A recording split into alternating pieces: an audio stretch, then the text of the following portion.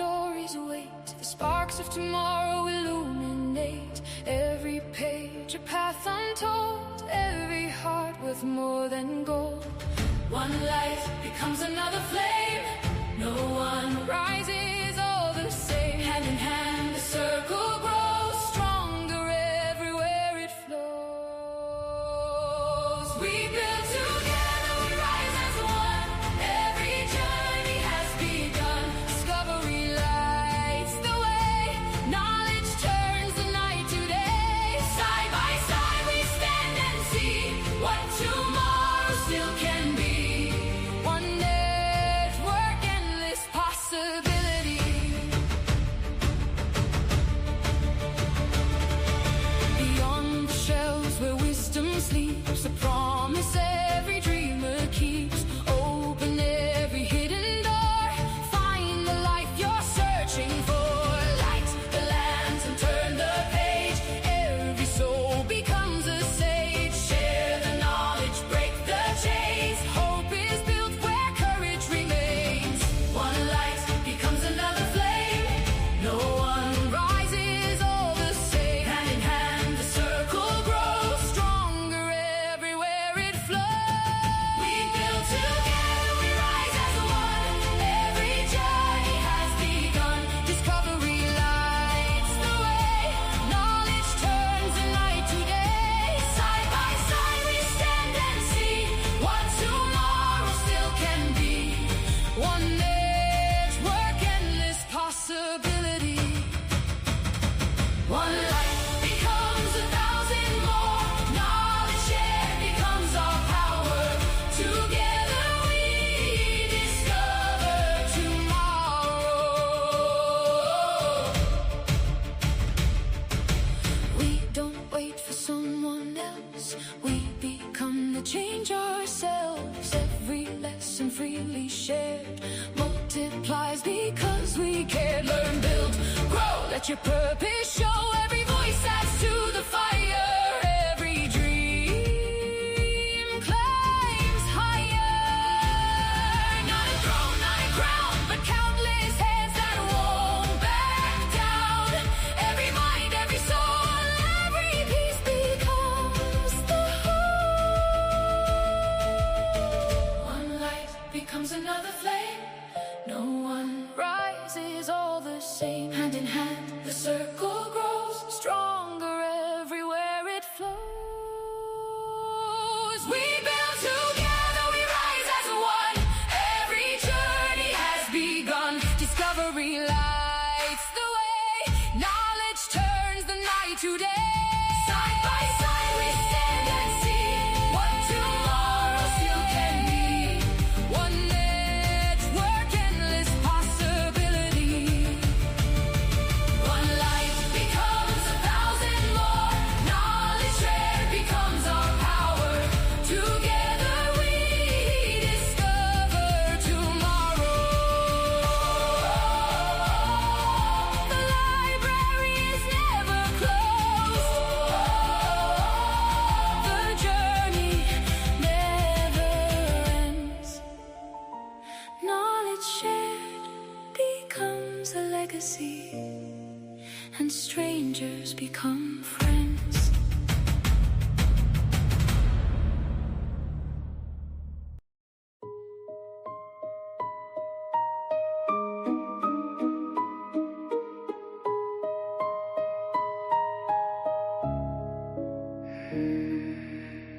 Let's take a stroll, I'll bring the basket.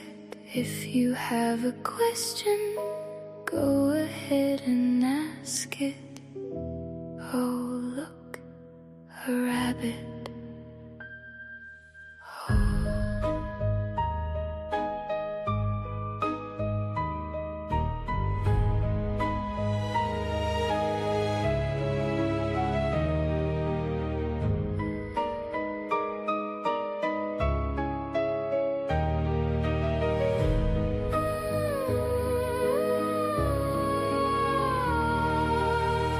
Let's take a stroll, I'll bring the basket. If you have a question, go ahead and ask.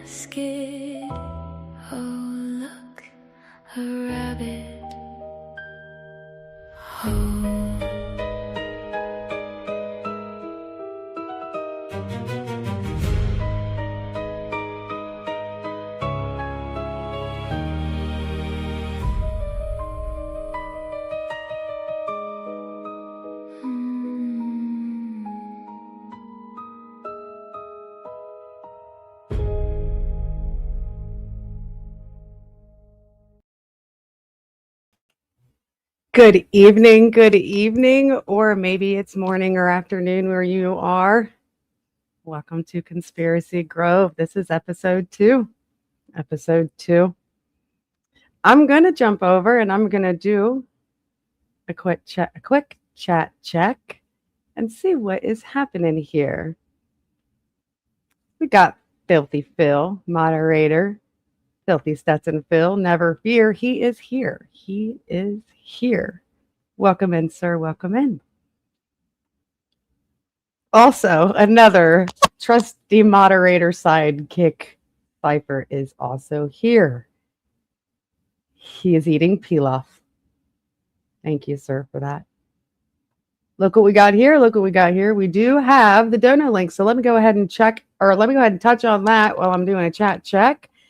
Let me jump over here and pin that for us, because that is how we donate, right? That's how we donate. It's the donor links. Also, you can see, wait a minute, it's up there in the right-hand corner of your screen. You'll find the GoFundMe link.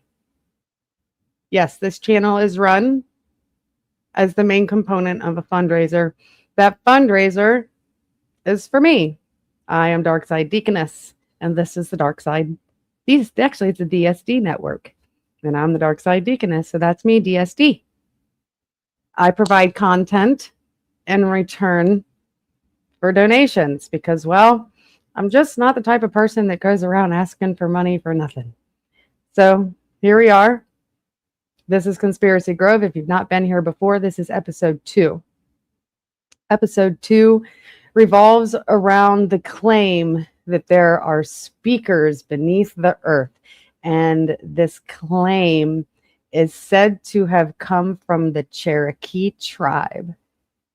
So the indigenous tribe of the Cherokee that mostly were in the southern Appalachian mountains, and we'll get more into that. However, back to these dono links. You can see that they are there. I call it my grifty bag, well, because I thought it was fun. So you've got the Cash App there, you've got the stream elements there, and you've got the Suno link. Some of the music that I create for this channel, I do publish on my Suno channel, but I also have other music that you can find there as well if you do enjoy the music that you hear here. That's funny. So I'm going to go ahead and I'm going to go over here and I'm going to find that and I'm going to pin that. So any point during the stream, you say, hey, I really like this chick. This content's pretty cool. And you would like to make sure that I can continue to create this content, you can click that link. Or if you're looking at your computer and you got your phone, you can also use that GoFundMe link. They're all the same to me. All right, enough on that. I'll go ahead and hide that away. Hold on, let me remove this banner before I forget, because if you take a look at my previous content, I often sometimes forget to remove those banners.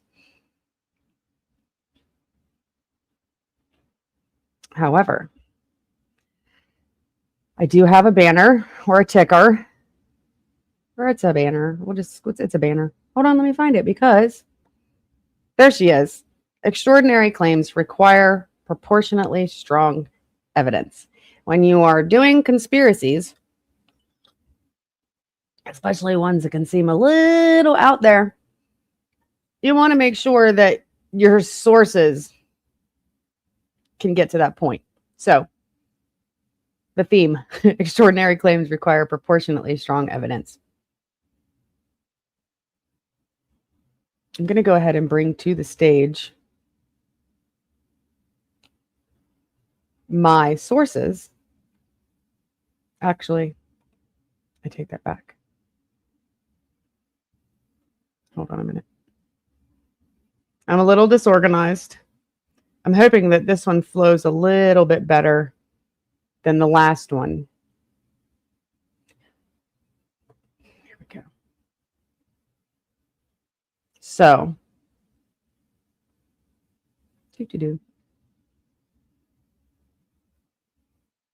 So as I said, Tonight we are going to investigate a Cherokee conspiracy theory, myth, folklore, legend, historical thing. We're going to find out which one of those things it actually is. But the theory that there are speakers or beings, not speakers like boom boom speakers, but speakers like with mouths, or beings beneath the earth. I don't know. We'll see. Okay, so if you've not been here before, this is Conspiracy Grove. Every investigation on this channel follows the same process. We begin with a claim, define our terms, examine the historical context, review the earliest available sources, compare them with modern interpretations, evaluate the available scientific evidence when applicable, and finish by comparing every major claim against the evidence that we've gathered. My goal here today, and not on any other day, is not to tell you. So my goal is not to tell you what I believe. It's not to push what I believe on you and make you believe the same thing. My goal is to examine the evidence as honestly as possible and show you exactly where each piece of information came from that led me to believe that. And then I give those pieces of information to you. If you check in the description of the video, actually, I've already provided all of the sources to you that we will be using in this stream. And I will continue to do that going forward so that prior to every stream, you guys can do your own research. And then hopefully we can have a very interesting panel afterwards. So every source used, it's in the description. So I'm going to do one more chat check and then we're going to open the case. All right, let's see.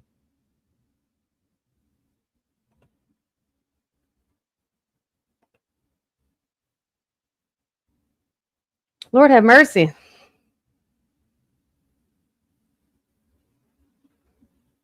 Oh, let's see. I have AVG. Welcome in. Ha Long Nate. Welcome in. Good to see you again, sir. Hope your travels are safe. Hello, Jess White. Welcome in. Again, there we go. Ha Long Nate. Welcome in. Book of RLM. Welcome in. Welcome in, AVG. You know what? I figured this has to be the outfit for Conspiracy Grove. It absolutely has to. I feel like I might be suffocating a little bit, but we're going to get there. It's okay. I loosened it up. You know, it fits the vibes though, right? And no, not Lizzie. Oh, no. Okay. Anyways. So who else we got in here? Birds. Welcome in. Them native holler boys. Am I right? Yes. Let's see. Is that it? I mean, is that it? That's not it. Y'all are wonderful. And I'm glad that you're here. And I'm glad that the conversation is flowing. And if anything, you know, oh yes. Let me introduce some new moderators. You know what? I keep forgetting. I should have had this all written down on my big piece of paper with my black Sharpie. Let me introduce our new channel moderators. Hello, Cypher. Cypher, welcome to the dark side, sir. Thank you so much for your service. He didn't hesitate to hop right in when I said, you know what? I need 2 new moderators for the channel. He said, "Ooh, pick me, because he's a pick me. He's a man pick me." All right, let's go over here. Oh, who else? Let me find. I can't. Look at that. Comment circles. Welcome to the dark side. Ma'am was nominated. She didn't even say, oh, pick me. Ma'am was nominated by another trusty moderator. And I said, you know what? You're right. She has earned it. She absolutely has earned it. And thank you for your service, ma'am. As always, if I could pay you, I would. But, you know, I'm a brokey. And I'm just over here doing these shows for that right there, up there in your right-hand corner of your screen, that GoFundMe fundraiser. Again, that's what we're doing here. That's what my channel does. We fundraise. And if you go to that QR code, even if you're not like going there intentionally to donate, there is a story there. And I welcome any questions about my epilepsy, which is the reason for the GoFundMe, after the stream, after any stream. We'd like to keep the post panels, like after these types of streams, on topic. However, if you have questions to ask because you maybe would like to donate, but you have some questions that you would like answers to, 100%, I'm not allergic to that. I'm not allergic to questions. All right. So let's get to this content. Let's get to this content. So the investigation question is, did the Cherokee warn about speakers beneath the earth? Where is my mouse? Because I'm trying not to use my my touchpad. Okay, that's better. Let's do it like this. Okay, so did the Cherokee warn about speakers beneath the earth, or is this a modern conspiracy theory? So we have a couple of words that we need to define. Okay, because you know how I am with my definitions. You know how I am with my definitions. I'm gonna go ahead and I'm gonna put these words in the chat: Cherokee, Appalachia, cosmology, underworld, folklore, and conspiracy theory. I apologize. There's no spaces between the words. My bad. I'll do better next time. Again, we're doing it. All right. So there's the words. No, it's not one word. That's a few different words. So I'll go ahead and put my not one word up here: Cherokee, Appalachia, cosmology, underworld, folklore, and conspiracy theory. So if you didn't check in, oh, hold on. I need to make me bigger. Oh, not that big. Hail. Sorry about that. Well, that's too big for me. We are going now is where we're going to end, bring these to the stage. We're going to bring the Merriam-Webster Dictionary to the stage, okay? Yeah, we're going to use it. We're going to use that Merriam-Webster Dictionary. Yes, we are. And we're going to look up the first word. Cherokee, right? That's simple. All right.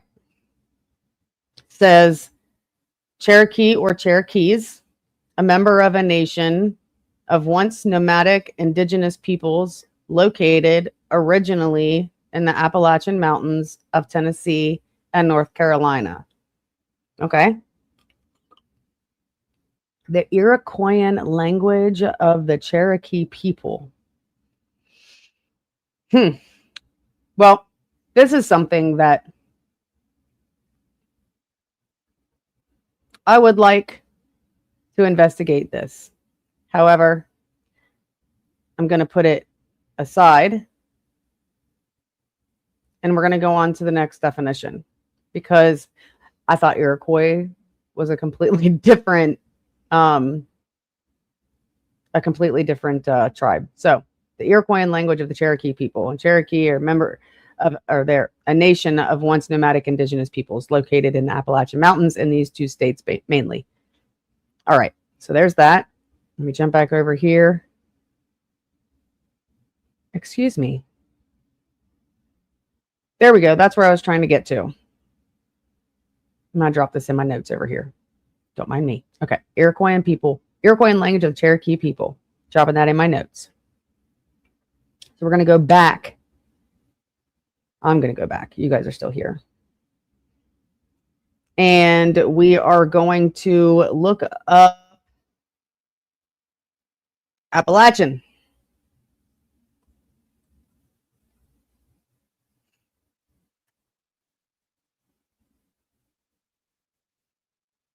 All right. A native or resident of the Appalachian Mountain area. Of, relating to, or characteristic of the Appalachian Mountain area or its inhabitants. Okay. Appalachian people. Okay. Appalachian Mountains. All right.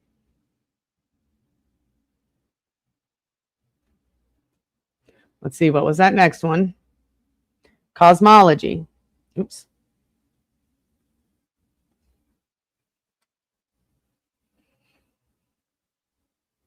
Okay. Cosmology, a branch of metaphysics that deals with the nature of the universe, a theory or doctrine describing the natural order of the universe.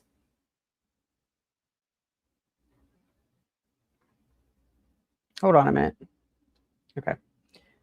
A theory or doctrine describing the natural order of the universe. Cosmology.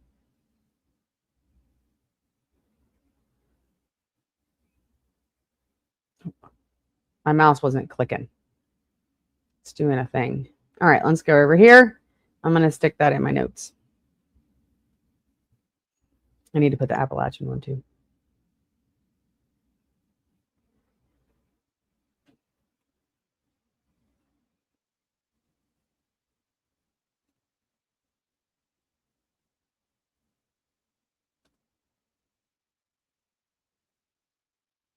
Okay, there's that. I'm going to jump back over here. And we're going to look up underworld. These are all definitions that we're going to need.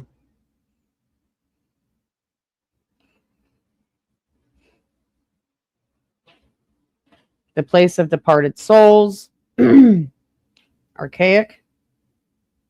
The side of the earth opposites to one, antipodes, Hades. A social sphere below the level of ordinary life, the town's seedy underworld, especially the world of organized crime. We can use all of those. Can put all of those in under that definition. So we're looking at these definitions as they are here in the Merriam-Webster's dictionary, right? So as it could relate to the Cherokee people and the myth, folklore, or modern conspiracy theory that the Cherokee believed that there were beings or speakers, beneath the earth.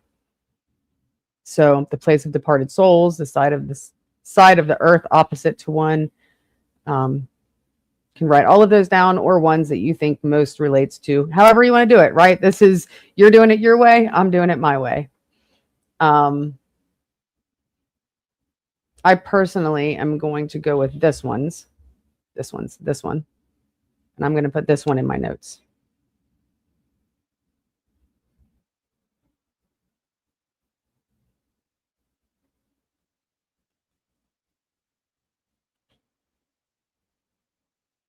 Okay.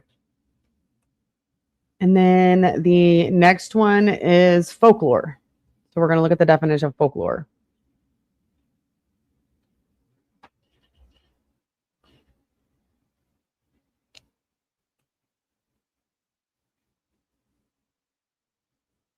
Okay, so a traditional customs, tales, sayings, dances, or art forms preserved among a people. So there are many different kinds of folklore. You have obviously written, visual,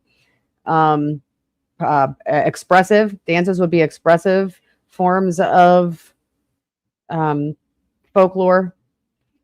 Obviously, tales and sayings would be your spoken folklore. Paintings, drawings, those would be visual folklore. I think we saw some of that when we looked at the Pied Piper in the library, which, by the way, is going to become Dark Origins. So that show was originally supposed to be Dark Origins, and when I did that show on Friday, it was kind of like an almost impulsive thing, and it was on Friday. So I just did the whole Friday thing, but going forward, that show will actually be called Dark Origins. And on that show yesterday, we saw the earliest pictorial depiction of the Pied Piper. So that would be a visual art form of folklore. a branch of knowledge that deals with folklore, an often unsupported notion, story, or saying that is widely circulated. So I'm going to go with this one because I think it's most encompassing of the three. So that's the one I'm going to go with, and I'm going to put it in my notes.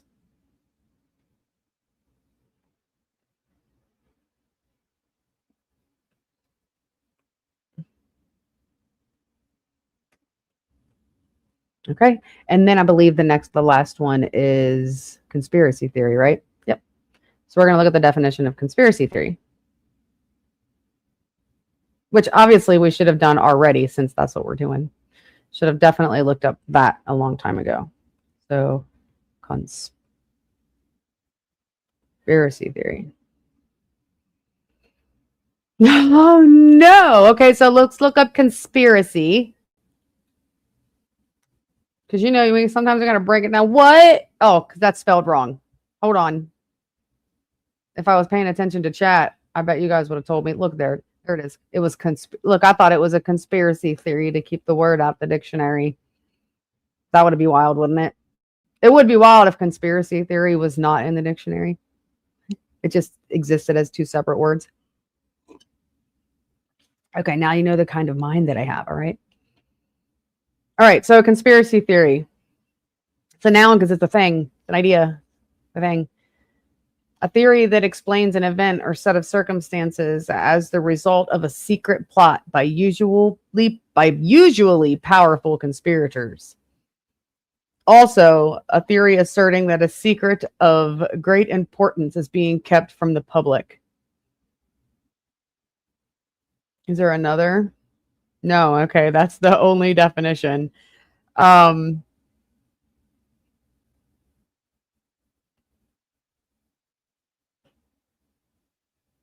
would say both. That you have to, it has to be both.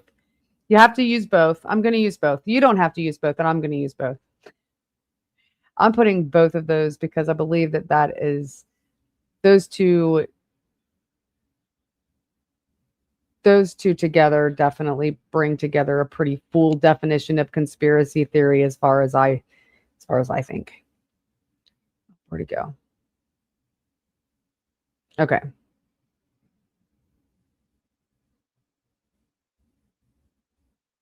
Oops.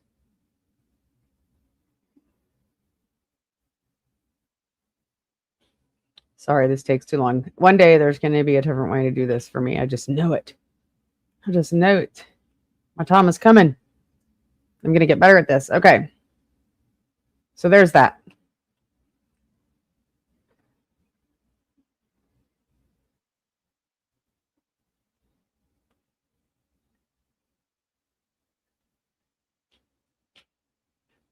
Oops. I need to turn off my caps lock. That's for sure. Okay, there's that. Okay, so we've got the Cherokee were the indigenous tribe in the Appalachians, mostly in the state now area of Tennessee and North Carolina. Appalachia is the Appalachian Mountains that runs from Tennessee to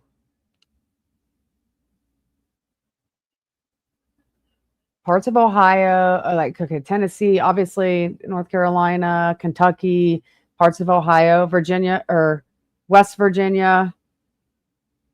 I forget where it stops. I'm just going to be honest, but we're going to look because I have some of that in the sources. If you don't already know that, because you already pulled up your own sources, if you're able to, I do absolutely suggest that you go to the description of this video and you click and you follow along with the sources. Shoot, if you want to move on ahead, you just go, you do that. And by the time we get to the end, you'll have your whole thing put together, and maybe you'll even be willing to come up on panel and discuss what you think about this.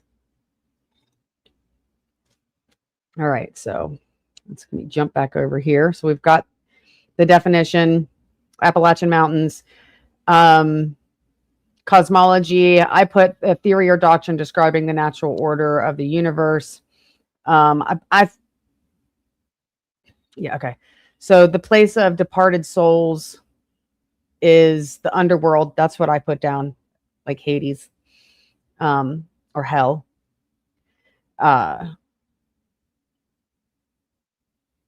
And then folklore, I put an often unsupported notion, story, or saying that is widely circulated.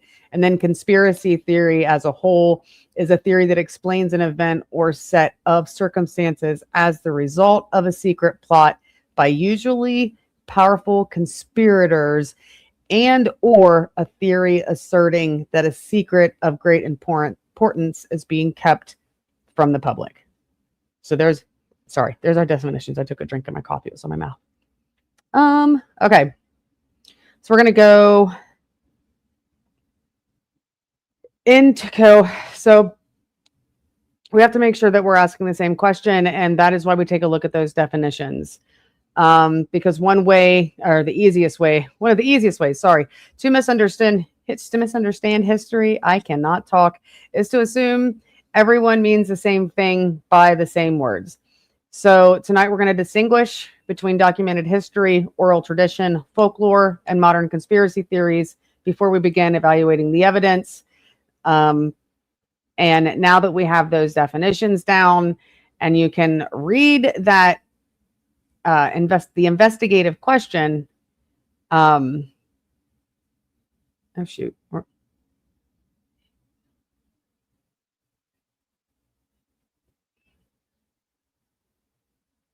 Okay, so there's that. Did the Cherokee warn about speakers beneath the earth, or is this a modern conspiracy claim? All right. So we're going to move on to the second case file, which is going to be the historical background. The source that we are going to be using for this part is going to be James Mooney's Myth of the Cherokee. So that is going to be the link that is under case file 2, historical background, if you want to follow along with the source, with the actual source, rather than just watching on my screen. So before asking what they believed, we probably should understand who they were. The Cherokee traditionally lived throughout much of the Appalachian region. Their history, religion, and culture were preserved primarily through oral tradition for generations before being documented by outside researchers. So they didn't write everything down. So to actually understand, I think a lot of indigenous tribes were like this, right? Because they didn't really have a written language. So most things were spoken. They weren't written. And unless you talk to those people, you're not really gonna know what they were about. So all we can do is do our best to investigate, to do the research, to understand. So, excuse me. So one of the earliest and most influential collections of Cherokee traditions was compiled by ethnologist James Mooney while working for the Bureau of American Ethnology. Although Mooney was not Cherokee, just to give some credit to this work, his work remains one of the foundational historical references available today. So when people are looking into who the Cherokee were, what their beliefs were, how we understand that, this is the number one source that is used. So I'm going to go ahead and I am going to change to that source screen.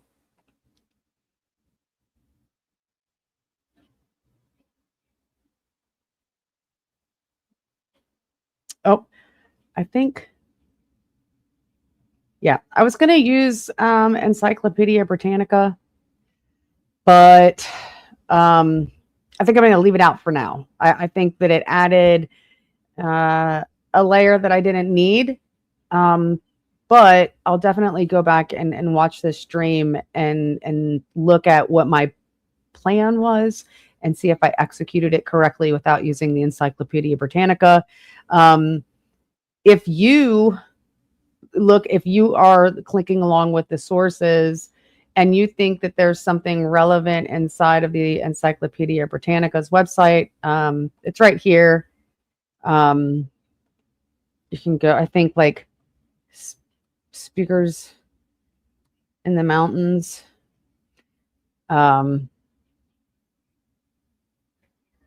Yeah, so there's, I mean, this is, the Britannica, Encyclopedia Britannica used to only be available in a book form. And now you have it like right here at your fingertips on a computer. I would love to have a Britannica collection. That would be fantastic. It's ever evolving though, and you always have to buy new versions. So this technological version is pretty great. So I think speakers in the mountain, Cherokee. So you can add, like, you can, yeah. Yeah, we're going to look at this too, the Trail of Tears, I think we're going to take a little bit of that. Okay, so, okay, yeah, so I was right as far as the Iroquois. So Cherokee are of the Iroquoian family. Okay, I guess this was good to use then, because this was my question. I thought Iroquois was its own tribe, when actually Cherokee is of the Iroquoian family, and you have those here, and these people spoke Iroquois, and that's what makes them Iroquoian. Very cool. Very cool.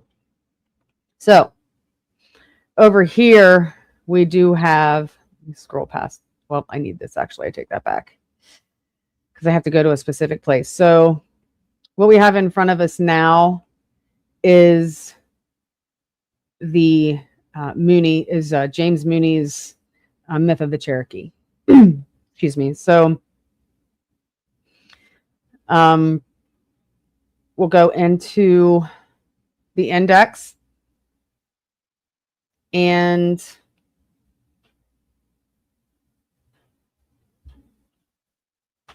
let's see.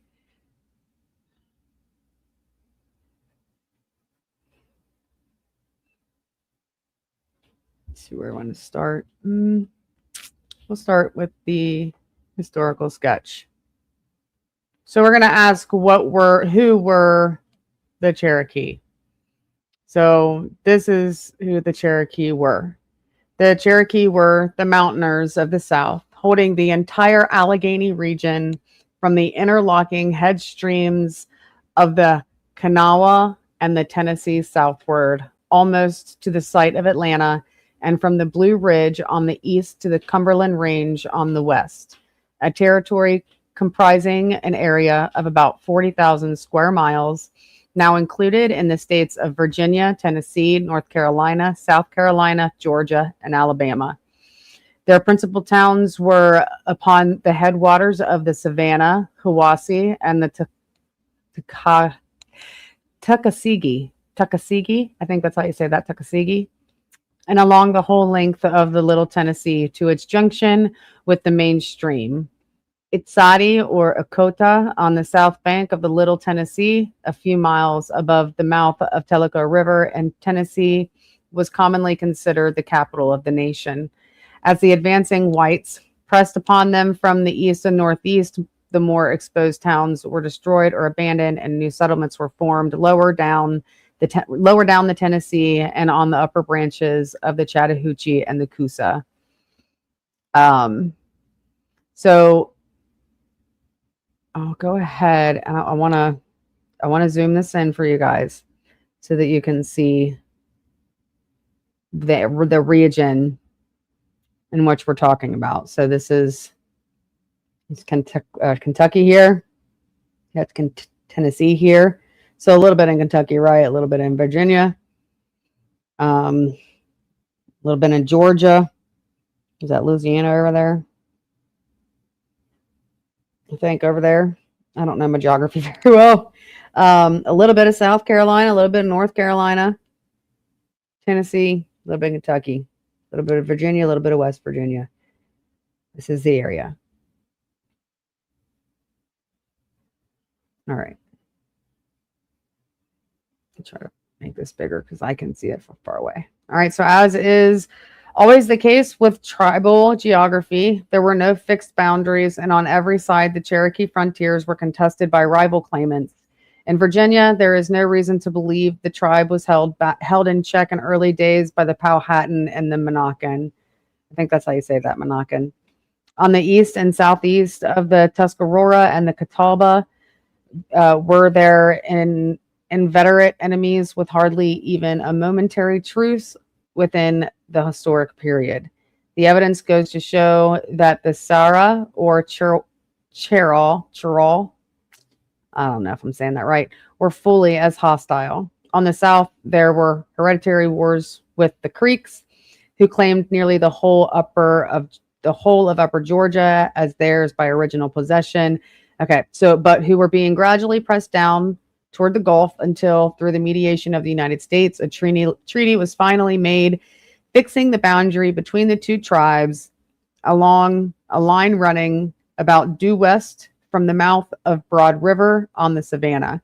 Toward the west, the Chickasaw on the lower Tennessee and the Shawano on the Cumberland repeatedly turned back the tide of Cherokee invasion from the rich central valleys, while the powerful Iroquois in the far north set up an almost unchallenged claim of paramount lordship from the Ottawa River of Canada southward at least to the Kentucky River.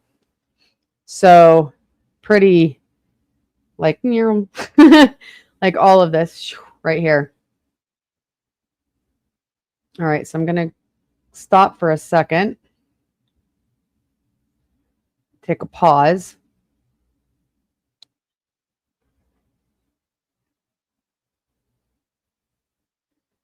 So we know a little bit about their geography. We know a little bit about a small snippet, very small snippet of history. Let's see.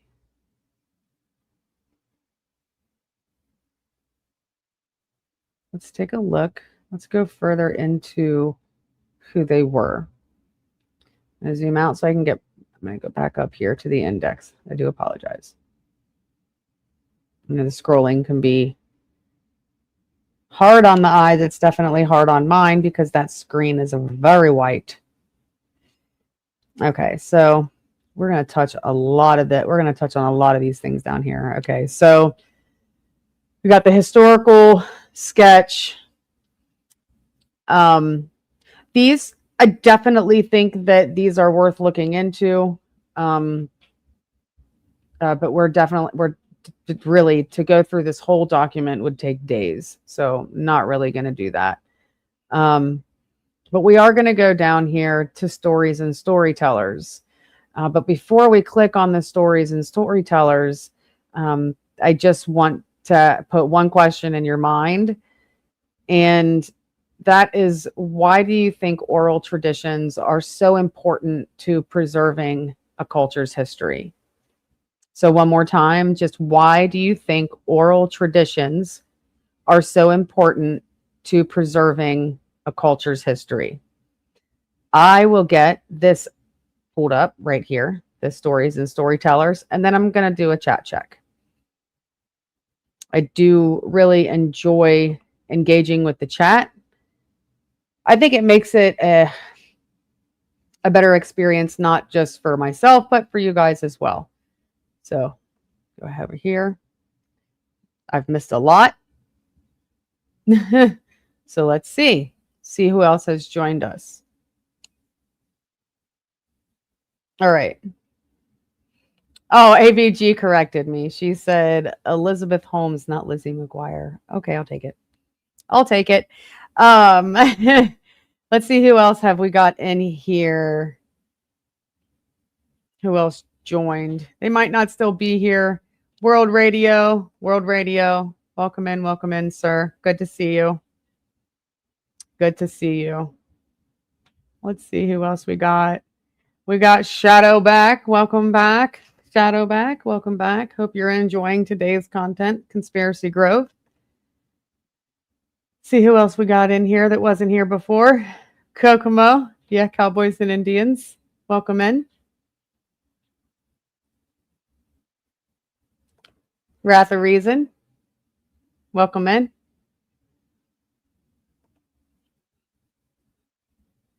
All right, looks like that's good on the chat check. And is this you? Is this your answer to my question? Why is it important, or why do we think it's important? Yeah, so why do you think oral traditions are so important to preserving a culture's history? Okay. Yep, that was his answer. Because it keeps men happy. That seems pretty simple. That seems pretty simple. So you can sit around and talk about it? Is that what you're telling me? So you can sit around and talk about it? All right. Let's get to this part of the source. I figured this was going to be a pretty long stream. So I did make myself a pot of coffee prior to. Actually, I'm gonna be very transparent. I started my pot of coffee 5 minutes before I needed to sit down and do the stream because that's what I do. That's what I do. All right, so stories and storytellers. Make it bigger for you guys because I need it bigger for me. So, those Cherokee myths may be roughly classified as sacred myths, animal stories, local legends, and historical traditions. To the first class belong the Genesis stories, dealing with the creation of the world, the nature of the heavenly bodies and elemental forces, the origin of life and death, the spirit world and the invisible beings, the ancient monsters, and the hero gods. It is almost certain that most of the myths of this class are but disjointed fragments of an original complete Genesis and migration legend, which is now lost. I would have to lean to agree with that. Yeah, I probably agree with that pretty heavily. With nearly every tribe that has been studied, we find such a sacred legend preserved by the priests of the tradition, who alone are privileged to recite and explain it, and dealing with the origin and wanderings of the people from the beginning of the world to the final settlement of the tribe in its home territory. Among the best examples of such Genesis traditions are those recorded in the Wallam Olam of the Delawares and Matthew's Navajo origin legend. Others may be found in Cusick's History of the Six Nation, Gatchett's, I think that's how you say it, Creek Migration Legend, and the author's Jicarilla Genesis. The Cheyenne, Arapaho, and other Plains tribes are known to have similar Genesis myths. So let's go down to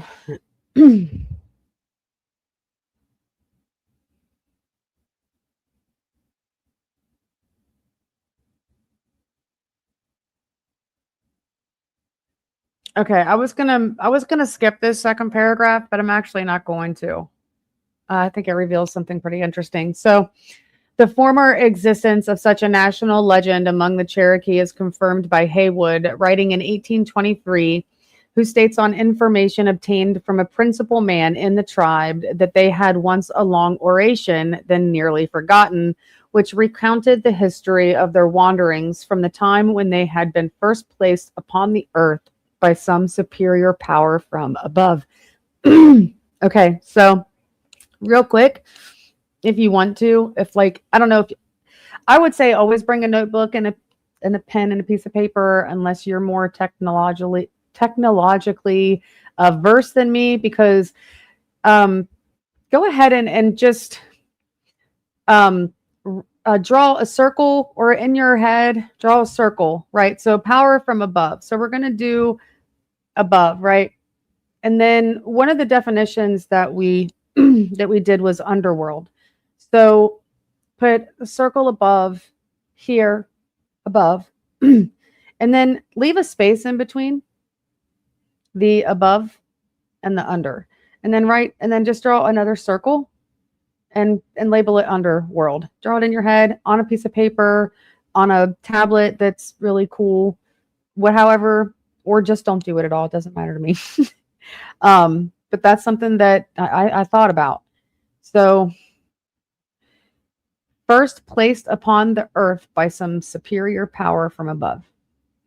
Up to about the middle of the last century, this tradition was still recited at the annual green corn dance. If you want to look that, you know what? Should we do it? We'll do it after I get through this. We'll look at the annual green corn dance. Unlike most Indians, the Cherokee are not conservative, and even before the revolution had so far lost their primitive customs from contact with the whites that Adair in 1775 calls them a nest of apostate hornets who for more than 30 years had been fast degenerating. Wow. So apostate hornets, a nest of apostate hornets. Throw that reference into an AI, whether it be Gemini, Grok, GPT, whatever you use. Throw that phrase, nest of apostate hornets, and see what it gives you. See what it gives you. I think now you guys do it.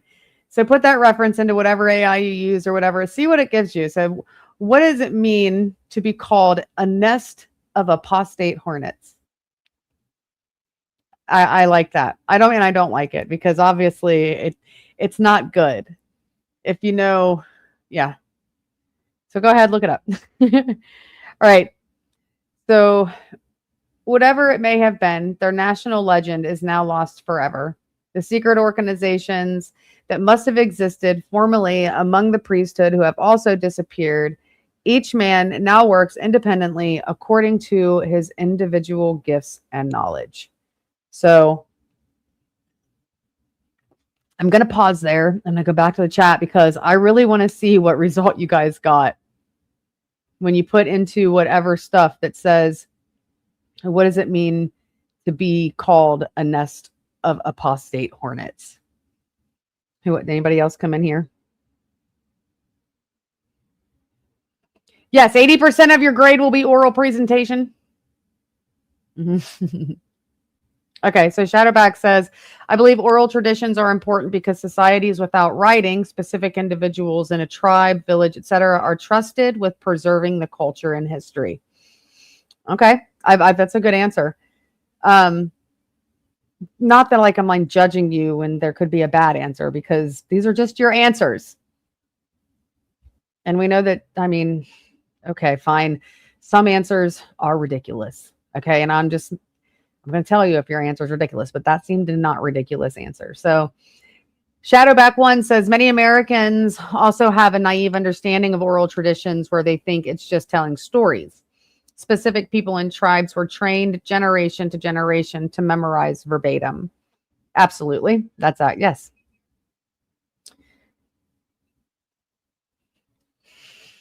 Here we go. What it means to be called a nest of apostate hornets. Group of defectors or rebels who have turned their backs on their original cause and are aggressively defending their new unorthodox stance. Do we think that there's anything wrong with that? That's the next question that this wasn't even a question that I had planned. This is off the cuff. Do we think that there is anything wrong with that definition?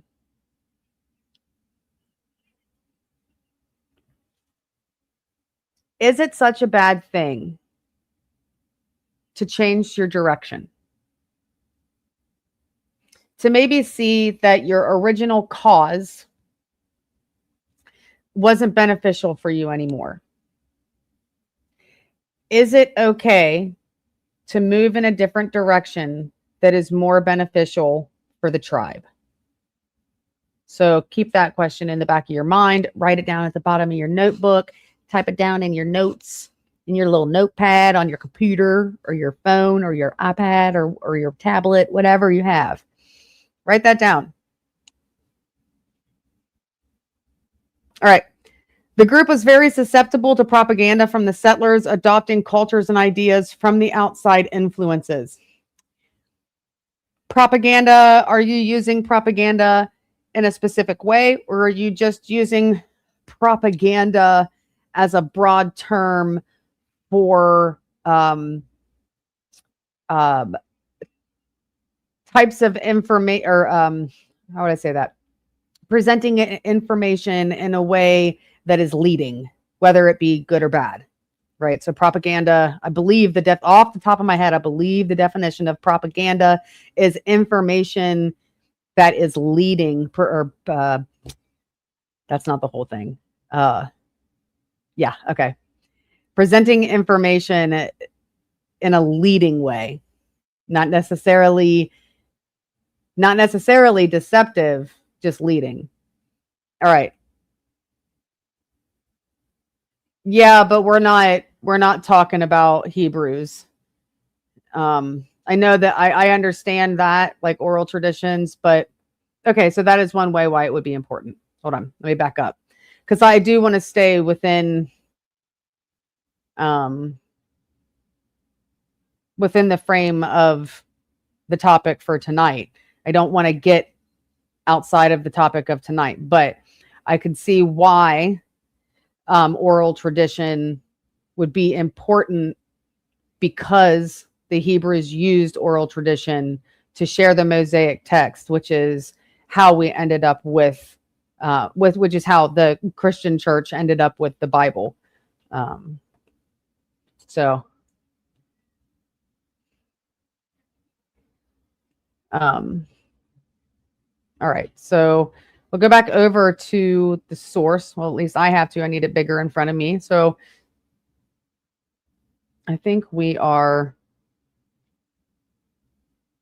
yes, now we are here. So now we're going to touch on the point that somebody made, and I don't remember exactly who, and I'm sorry that I don't remember exactly who. I'm not going to go back to the screen to look at the message again. But right here, it points out that the sacred myths were not for everyone. Not everybody got to know the inner workings of everything. So only those who might hear or who observed the proper form and ceremony, right? So people who understood the weight of the responsibility of having and being able to carry forward this information.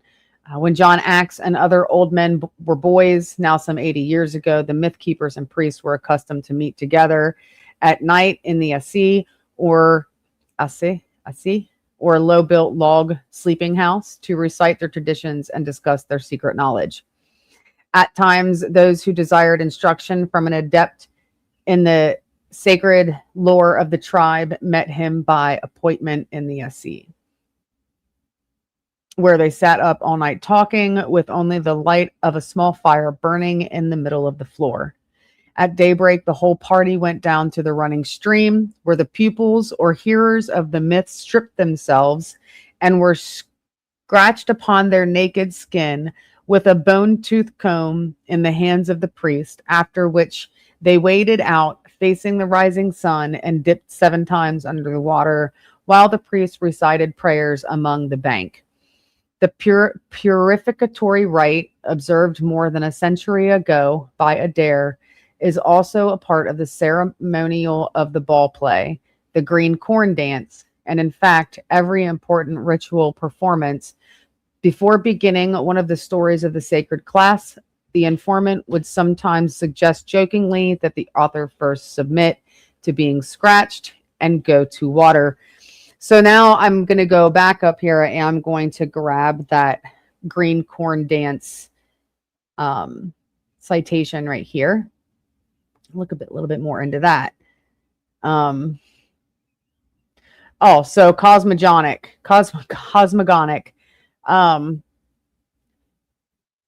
Hold on. I don't want that one yet. Oh, okay. So this is where that came from. Okay. I don't want to go here yet. I went too far. I've gone too far. Sorry. My apologies. Genuine apologies. Okay, now we're back. Back in the saddle again. Okay.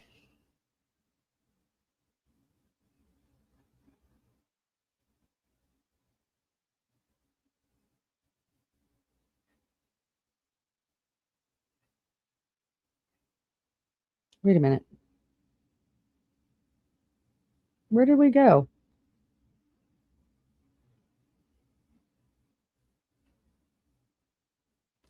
Sorry, I shouldn't have done that. Next time I'll know not to do that. Okay, so we're at the stories and storytellers. Okay. Let's go back there. No, we're going to stay right here because I actually think we're about to change sources or location in this source. So give me just a second. Let me check my plan. Okay, so we've been given some background on the storytellers, a little bit on who was allowed to be a storyteller. Let's see if there's anything else in there that we can take a look at.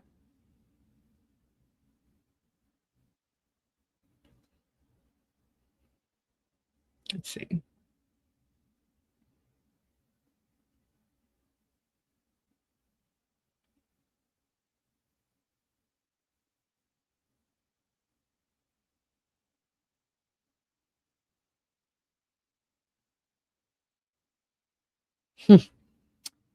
So it says that oftentimes, yeah, I'm gonna go down to here.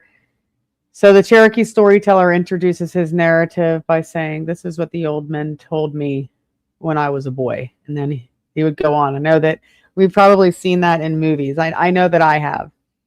I've seen exactly that occur when indigenous person or American Indian, however you want to call them, is sitting down. They're around the bonfire and he's telling the story. So not all tell the same stories. For in tribal lore, as in other sorts of knowledge, we find specialists. Some common minds take note only of common things, little stories of the rabbit, the terrapin, and the others, told to point a joke or amuse a child. Others dwell upon the wonderful and supernatural. Sulkalu, Suenahi, Nahi, Suenahi, and the thunders, and those sacred things to be told only with prayer and purification. Then again, there are still a few old warriors who live in the memory of heroic days when there were wars with the Seneca and Shuano, and these men are the historians of the tribe and the conservators of its antiquities, and I think that most of them are not alive anymore. So unfortunately, that we can only learn from what's been preserved. And this source, again, is the foundational source when people go researching the Cherokee. This is the main source that they use. One of them. We're going to look at another one as well. So, yep. So we're going to go ahead and move on. I'm going to jump back up here to my index. And I do believe that we are going to move on to case file 3. And again, yes, we're going to stay on this same source. And we're going to ask, what does the earliest documented Cherokee tradition actually say? That's the investigation question for this one. So we are going directly to this source. And we're going to do this because we have it, right? This is documented to be one of the best or the best source for this type of research. So why would we go directly, or why would we go to some YouTube video or some TikTok video? God forbid it. I would rather it be a YouTube video than a TikTok video. So, we want the most credible source. Now, if the YouTube video is using this source, well, then that video is probably credible because it's using one of the most, if not the most credible source. Sources are important. So as we review these traditions, we're listening for descriptions of the upper world. We already did the upper, remember the upper circle, the lower circle, and then we're going to look at the middle, right? So like Earth. So I guess if you want to say that. So the upper world, the middle world, and the underworld. And while we're going through this, remember, the main investigation is the speakers beneath the earth or an underground civilization. Is there any mention, or keep that, is there any mention of that in this source? So we're going to go back and we are going to hit the earliest tradition.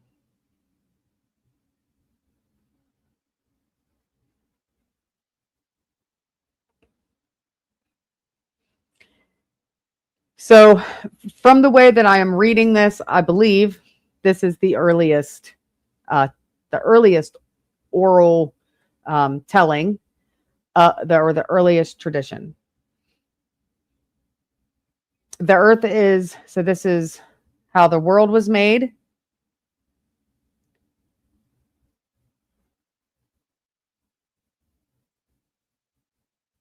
Hold on.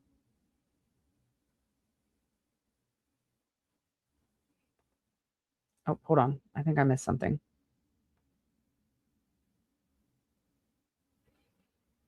Oh. Hello, welcome in, welcome in. Conspiracy Grove, where extraordinary claims require proportionately strong evidence. I'm Dark Side Deaconess. I'm your host. And I just got stuck for a minute, so I'm trying to get unstuck. Un momento, por favor. Yes, I know I said that incorrectly. Okay.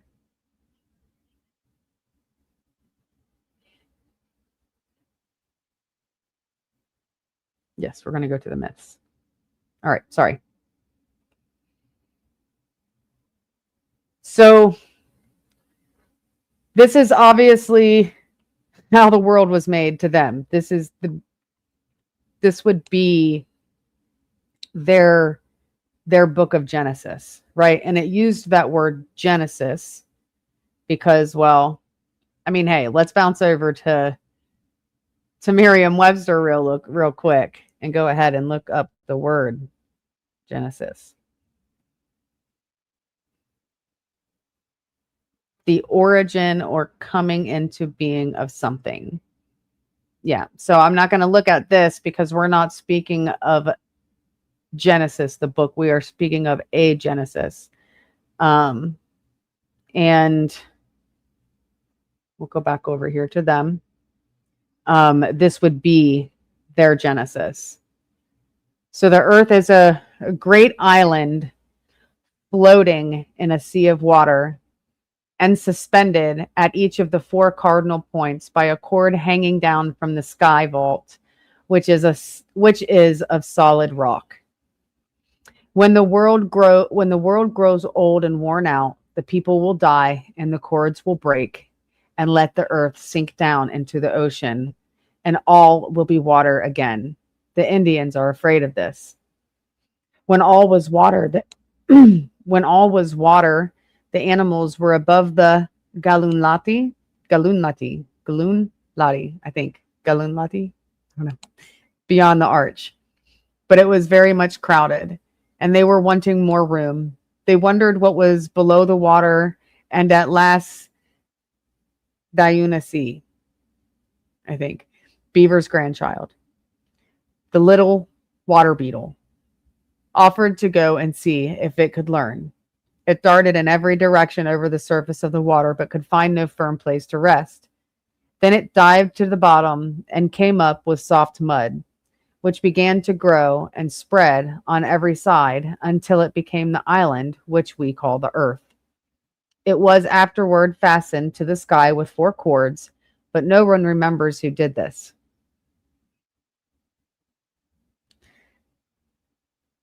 It's quite the story. It is quite the story. It is quite the story. I'm I'm trying to imagine this in my head. At first, the earth was flat and very soft and wet. The animals were anxious to get down and sent out different birds to see if it was yet dry, but they found no place to alight and came back again to Galunlati. I don't know how to say that. Galunlati. At last it seemed to be, and they sent out the buzzard and told him to go and make ready for them. This was the great buzzard, the father of all the buzzards we see now. He flew all over the earth, lay down near the ground, and it was still soft. When he reached the Cherokee country, he was very tired, and his wings began to flap and strike the ground. And wherever they struck the earth, there was a valley, and where they turned up again, there was a mountain. When the animals above saw this, they were afraid that the whole world would be mountains, so they called him back. But the Cherokee country remains full of mountains to this day. So there's the beginning. Okay, so I want to get to here. So this is the earth, right? We heard about the above and then the earth, which is the middle world. There is another under this. I'm going to make this bigger. So there is another world. Oh, come on. There is another world under us, under this, and it is like ours in everything. Animals, plants, and people, save that the seasons are different. The steams that come down from the mountains are the trails by which we reach this underworld. And the springs at their heads are the doorways by which we enter it. But to do this, one must fast and go to water and have one of the underground people for a guide. We know that the seasons in the underworld are different from ours, but the water in the spring is always warmer in the winter and cooler in summer than the outer air. Okay, so there's a few things that I want to point out, heavily point out. Okay. The streams that come down from the mountains are the trails by which we reach this underworld. And the springs at their heads are the doorways. Does anybody know what is being described there without me saying it? Anybody?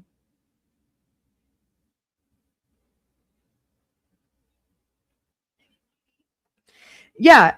So Shadowback 1, if you've ever read the Bible, you'll also hear the same elements, the bird going out to search for dry land. And when the bird, when the bird didn't come back, that's when they knew that they were close. So it's the story is very similar there. And I think that one of the things that was said is that, I don't want to misquote it. So let me go back actually and grab it. I know you're going to hate me for this, but we're going to do it. Okay, sorry. I had to do that. Because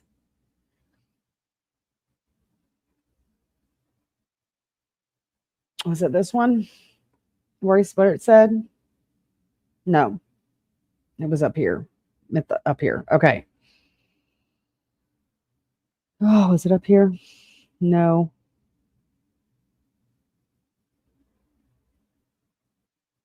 Hold on.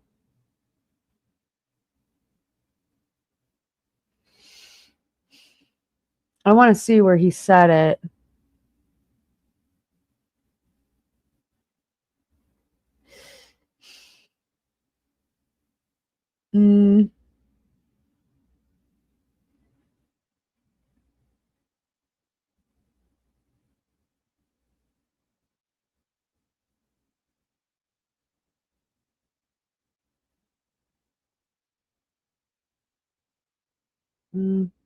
Shoot. Maybe it was in a different part. Lord have mercy. Hold on. Yeah, this tells you like where the information came from and stuff.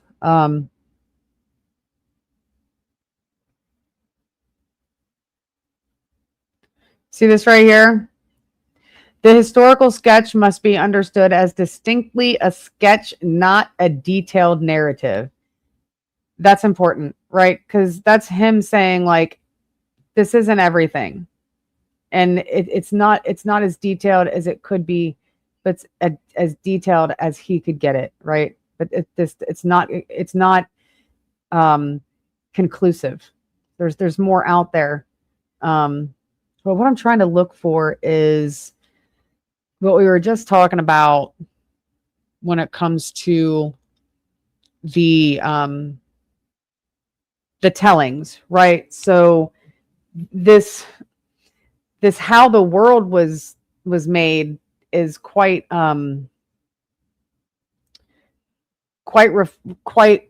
reflective, or quite similar to other tellings as well, which was brought up in the chat, was Buddhism. Well, Genesis in the Bible also gives a similar telling. But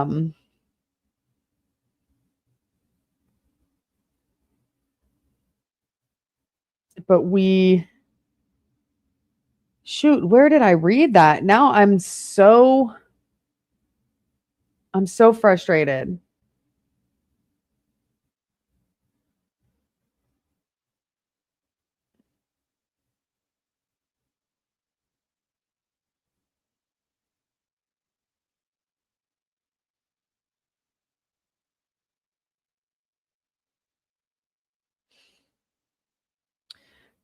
I'm going to keep looking. I'm also going to check the chat for in a minute, but like, can anybody remember where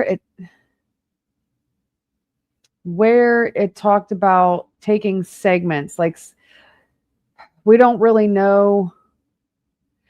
Nobody can say for certain, right? We can say with faith, but we can't say for certain how we got here.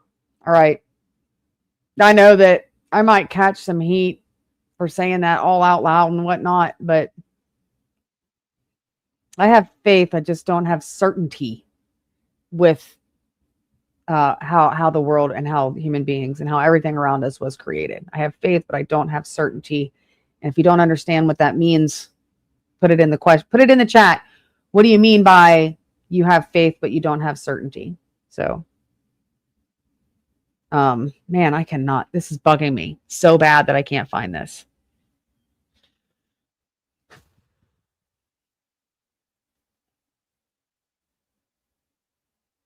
Was it here? Oh, thank goodness. It is here. I do know it is here. Hold on. No, it's not. This is where we just were.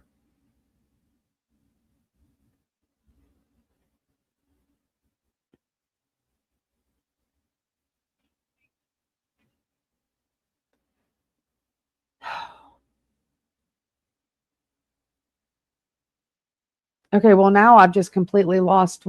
Okay, anyways, okay, we can just move on because, well, I don't want to get stuck. So we'll just go ahead and move on. Okay, let me go do a chat check over here because I know I see some people that I did not have in here before. All righty, Ro. Who's up in here? Steelman. At the risk of getting banned by overmodding, I am curious if the Crucible Cucks really dropped you from Discord for striking. Just wondering about that rumor. Who? Where? What? Did that get removed and I'm just now seeing it? Is that what happened?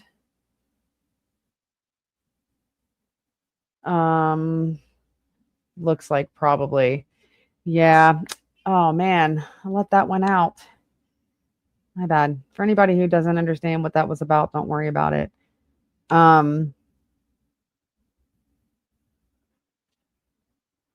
should probably know which messages not to read.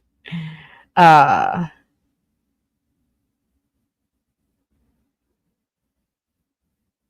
see.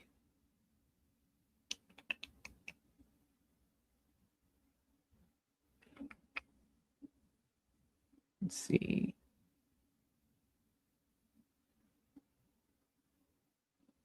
No, doesn't look like it. Okay, so Oh yeah, this is one we just had up. Very different realms, animal and hell realms, very interesting. Oh,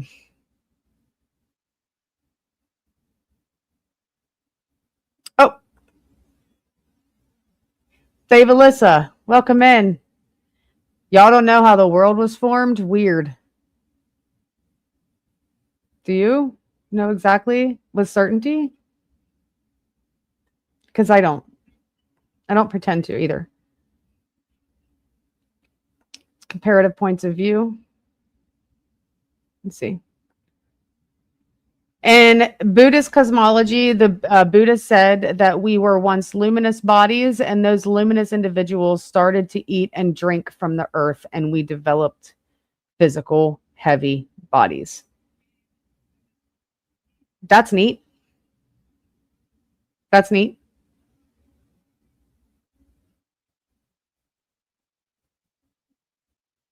So, Jess, I see your messages, and I'm going to be 100% honest with you. Like, I don't mind people writing songs for me, but I do write my own. I do write my own show music. So I not the music, obviously, but I do write the lyrics, and I only use my own songs for my shows. Like I don't. I hope that's just the way I operate. It's because that I don't know. It's just how I operate. It is my creative outlet. It's what I do. So yeah, do I use AI? Do I use a seed image and build off of those when it comes to like the thumbnail, my banner, my watermark? Yeah, obviously I didn't paint that. But you know, I build what I see in my head for myself. And then I write my lyrics around my goal and my purpose for my shows. So I appreciate the offer. I don't mind if you write the song. I don't want you to send money so that I'll play it. That's not how I operate. I definitely will take a look at the song, but just not right now because this isn't the stream that I do that. So this is Conspiracy Growth. This is strictly conspiracy theory talk. And today is the Speakers Under the Earth. That is, I think it's a modern conspiracy theory, but again, you guys are gathering your evidence to decide alongside me right now. So, but thank you very much. Well, I mean, they spoke the same language. The Iroquois was their language. And that's what I just, so that tracks. So I thought Iroquois was a completely different tribe. It actually was the umbrella over multiple tribes, the language that those tribes spoke. So it would make sense that that different Iroquois tribes had similar legends. All right, so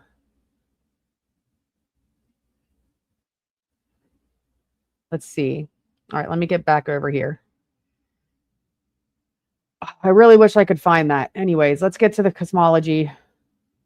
Because I think that's where we're at right now.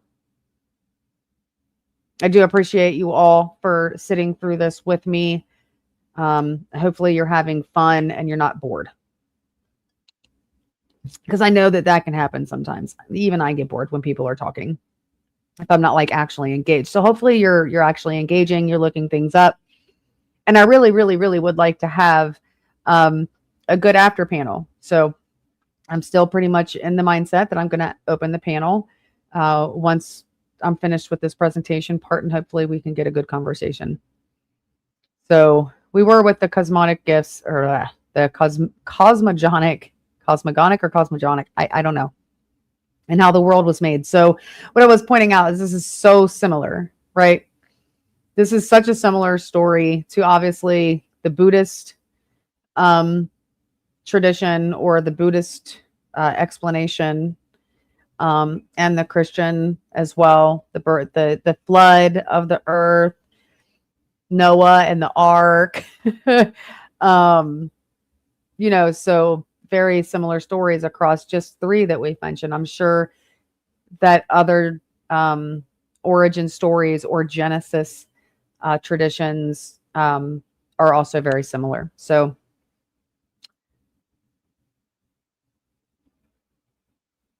let's take a look at. Oh, I need to look at my plan. I need to look at my plan. So, oh yes, that's the question, the investigative question. Was there any mention, or was there any mention of any civilization or any mention of speakers beneath the earth or an underground civilization? Did we find any evidence of that?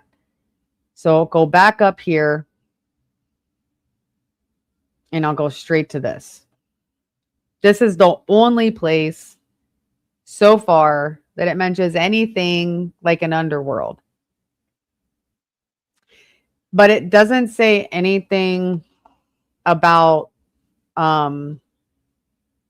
speakers beneath the earth or beings beneath the earth. Well, I mean, it does say that the underworld people. So the underworld. Oh, where to go?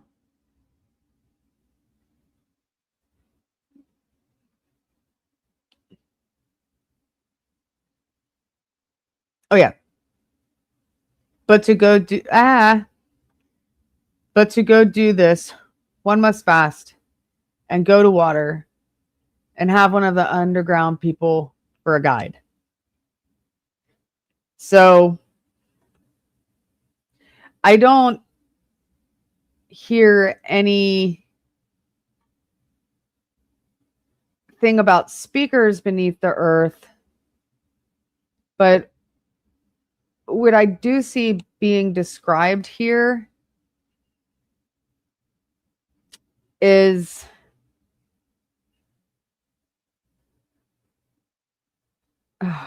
I wouldn't even equate it to hell.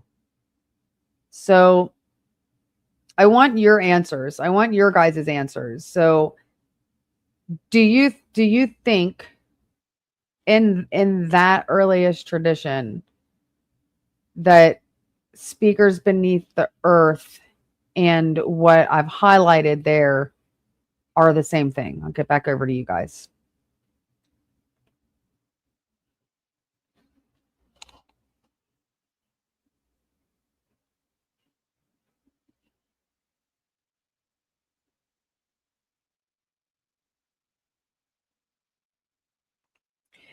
So I would challenge that statement and I would ask you, how do you know that those pictures are real? What are the source of those images that you have? What are the source? What is the source, or what are the sources of those images that you have? Because you can have all kinds of, you can have pictures and you can have writings, but where did they come from? What gives them credibility? What is their source? And what's their source's source? It's all about sources. Or it's just a bunch of bullshit, just to be quite frank. And how do we know this? Not Mayans are also, I mean, like, yeah, how do we know this? How do we know that they had an understanding of the underworld? And how do we know that their understanding is the true understanding of the underworld? Like, there are a lot of questions to be asked. You can't just throw claims out there and assert that this is. That's one thing that I try to keep away from doing. I don't just assert this is. I say, this is what I found, and this is where I got the information. So trying not to assert a claim as true, rather saying it is possible that the Mayans understood the reality of the underworld. It is possible. But to say the Mayans understood the underworld, well, in what context? So there are a lot of questions that come along with asserting a claim. And if you're not ready to back up that information with sources upon sources upon sources, then that's what I try to teach here is, because if you have people that have half a mind or more than half a mind, they're going to challenge that. They're going to challenge a claim. They're going to ask you where the information came from. How do you validate it? What gives it credibility? The main source that we're using here is documented to be the number one source used when someone is looking into the Cherokee people under the Iroquois umbrella. So that's why I'm using it. I can't say that all of the claims, even in this document, are true. However, it is said to be that it is one of the most, or if not the most, credible source when it comes to this information. So that's why I'm using it. Your source is important. All right, so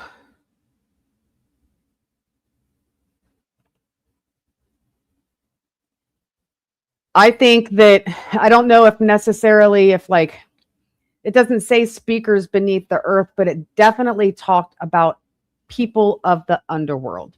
So, excuse me. Now this is where we are going to move into the next source. So this is case file 4. We're going to use the source, the Sacred Formulas of the Cherokees, written also by James Mooney. And the investigation question that we're going to be asking is, how did the Cherokee understand the spiritual world? Okay. Excuse me. This shift is going, or this source is going to shift our focus from mythology to ceremonies, medicine, healing, and spiritual practices. If there were a widespread belief involving literal beings communicating from beneath the earth, this would be another place that we might expect to find the evidence of that. So we're going to examine what the historical record actually contains and compare them to modern interpretations. Like I said, as far as the speakers beneath the earth, I wouldn't go that far, but it does speak about people from the underworld. So I'm going to put that in my notes. Right here. So no speakers, as in like they talk from the underworld, but people of the underworld. So that's that's what I have so far. That's what we've learned so far about that topic, the underworld. Anyways, that's my learning. Okay, so I got a source shift. Give me just a second. To here. So this is the Sacred Formulas of the Cherokees by James Mooney, as we said. You can look into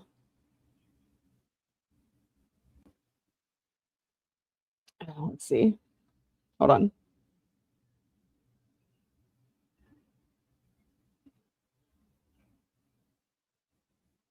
Sorry, I forgot which one I have to click.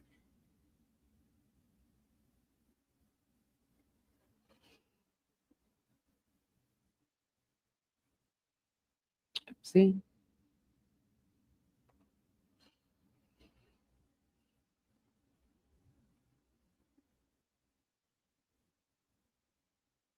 Okay, we'll just go here.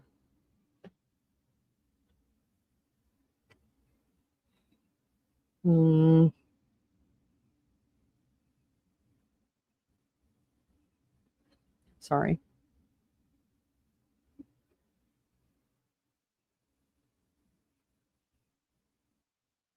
Okay.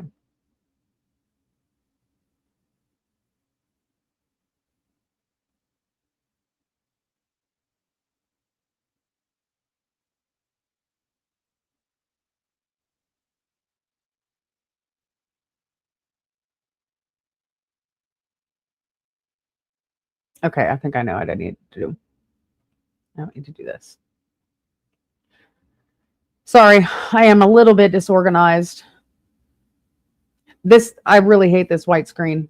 I'm not blaming it on that, but I'll tell you what, it makes it a whole lot harder to read. So we don't really need to look at the manuscripts. Let's take a look at the character of the formulas, the Cherokee religion. So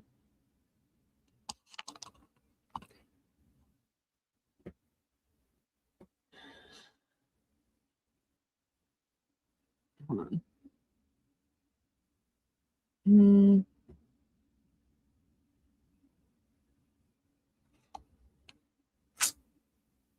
I'm not happy with myself. I do apologize.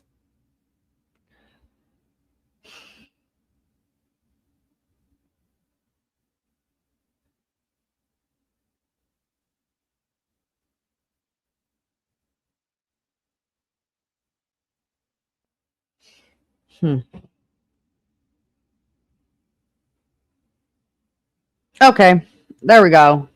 There we go. The Cherokee gods and their abiding places. I don't know why that took me because I wasn't scrolling down long enough. Okay, so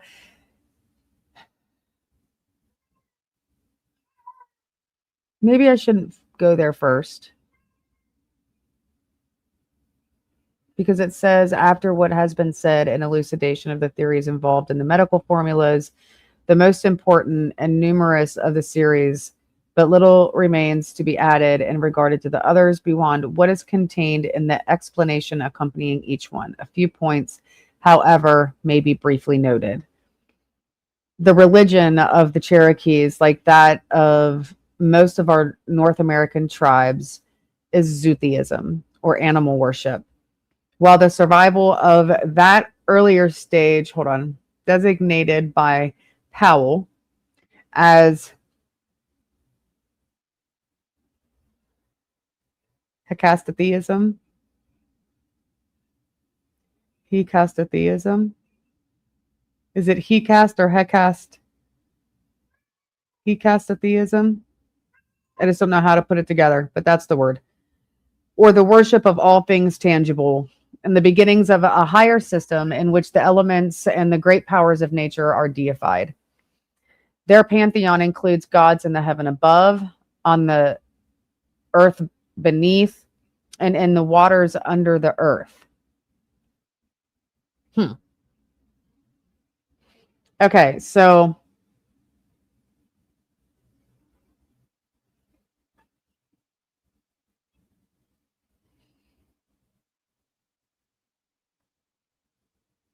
I'm going to put this in my notes because that means something to me. Does it mean something to you? So their pantheon includes gods in the heaven above, on the earth beneath, and in the waters under the earth.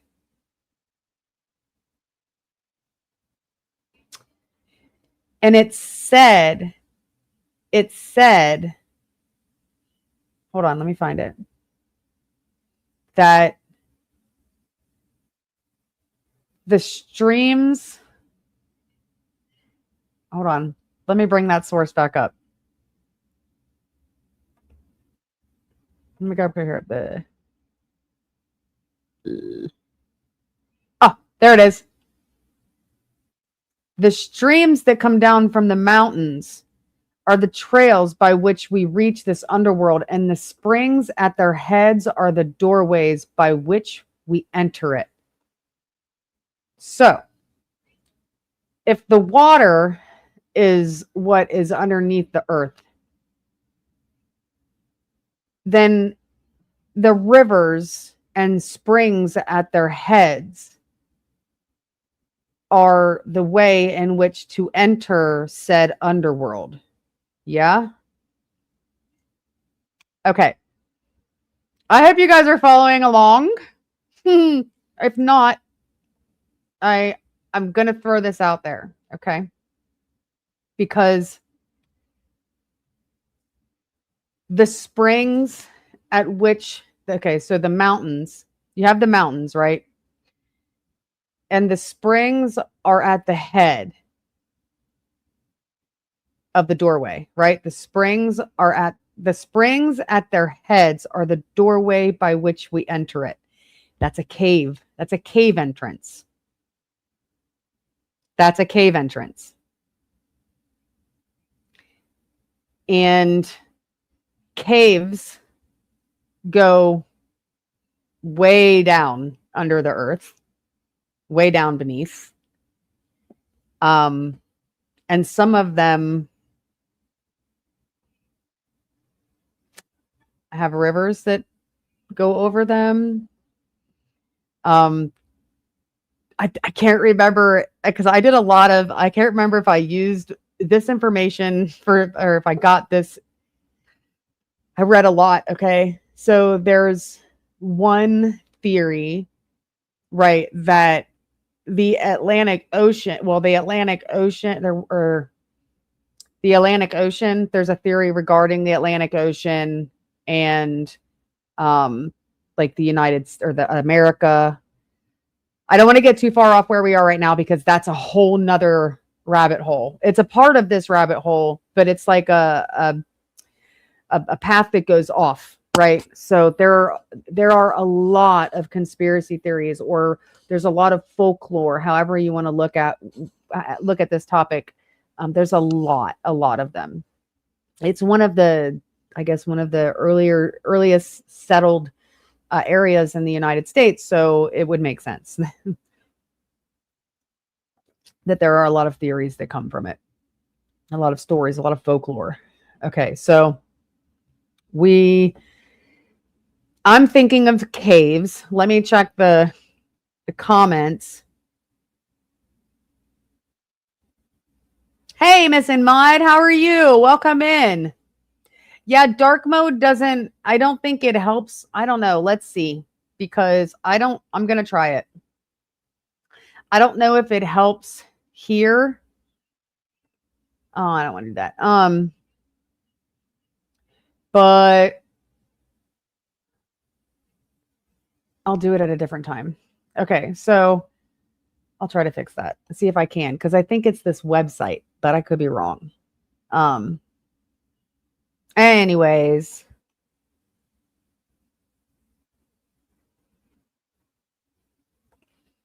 So I'm going to tell you right now that if you don't have hardcore evidence for a statement that you're making and you put a source together as evidence, and there's no way that you can be making a 100% certainty claim, there should always be a disclaimer that says it's incomplete.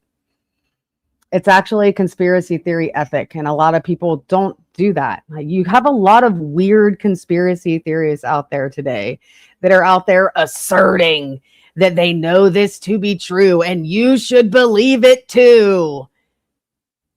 That's what they're out here doing. Like, if you pop into a conspiracy theory stream and that's what you're hearing coming out of the person's mouth, scroll or click away from that. Unless they've got some hardcore evidence, because remember, extraordinary claims require proportionately strong evidence. And if your extraordinary claim doesn't have that proportionately strong evidence, then you need to cede to the idea that you don't have all of the evidence and you cannot make a conclusive statement or claim or assertion about said topic. I think a lot of people are allergic to saying, I don't know, or I couldn't figure this out, but I gave it my best effort. Do you have anything that I could look into that could maybe help me get to the point where you are with whatever topic you're researching or investigating? People are freaking allergic to saying, I don't know, or I can't find it. And it's weird to me. It's really weird to me.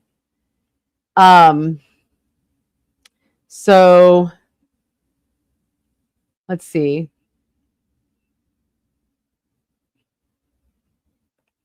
All right. So now you guys are getting it. We've got a theory here. So says Nate, maybe you're onto something. Do you think these sounds could also have been connected to the Oracle of Delphi being exposed to vapors or gases from nearby mountains? Who knows? Maybe. Yep, maybe. Yes, the waters below is a repeating theme. Absolutely. 100%. The earth is lifted and anchored at 4 points, and the water below, and the heavens and the creator above, and the earth is the middle world, and the oceans are the underworld. That's what I'm thinking.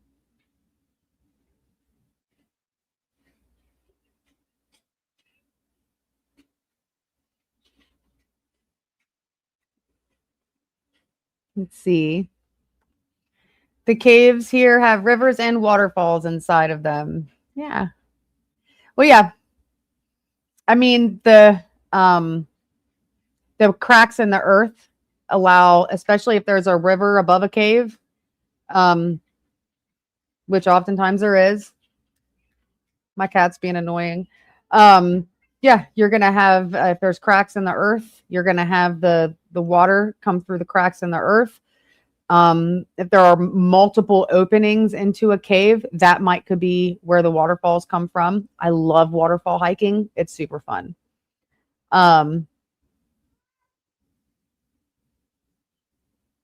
So Missing Mod says, you look great, by the way. Thank you, lady. Look, I'm going to tell you right now, Missing Mod be out there just like doing uplifting women stuff. And I like it. I like it, Missing Mod. Thank you so much. Appreciate it. DSD, you're right. Just like we talked about yesterday, you know what all conspiracy people say, condescending statements that begin with, well, DSD, you need to understand that blah, blah, blah.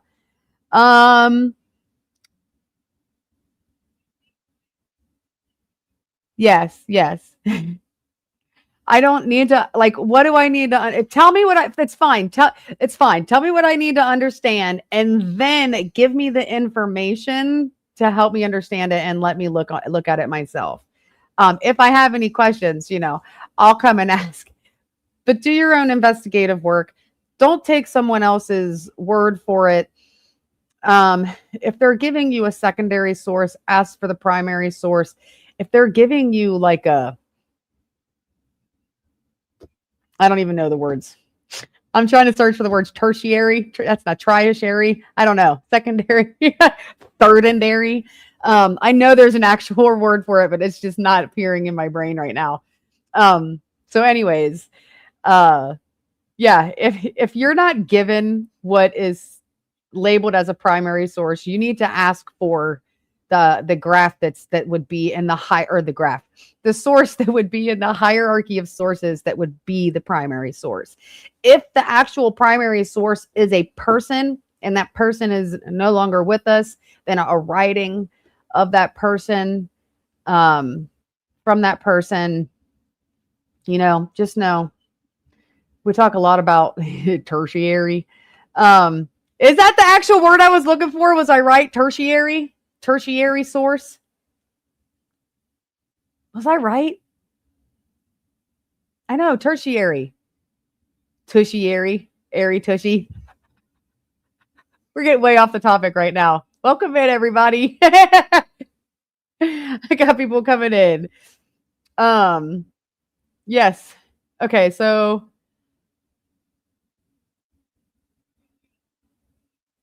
all right, hold on.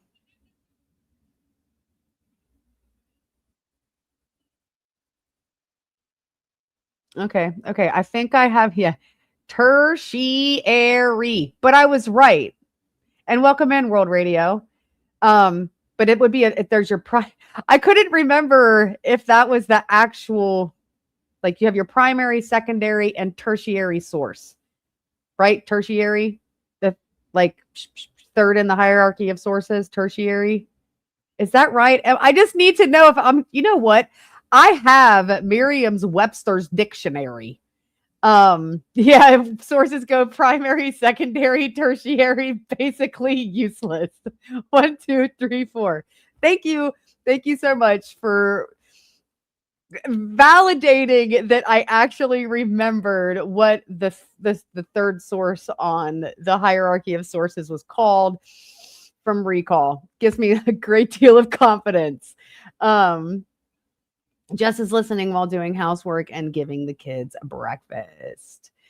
World Radio gives it all to Jared, who got it first. All right, let's go back to the sources and get, what time is it? Shoo, we've been going for almost 2 hours.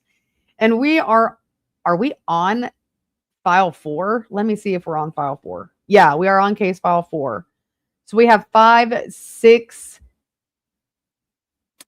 7, no, 5 and 6 left. So we have case file 5 and case file 6 left. All right. Back to the source.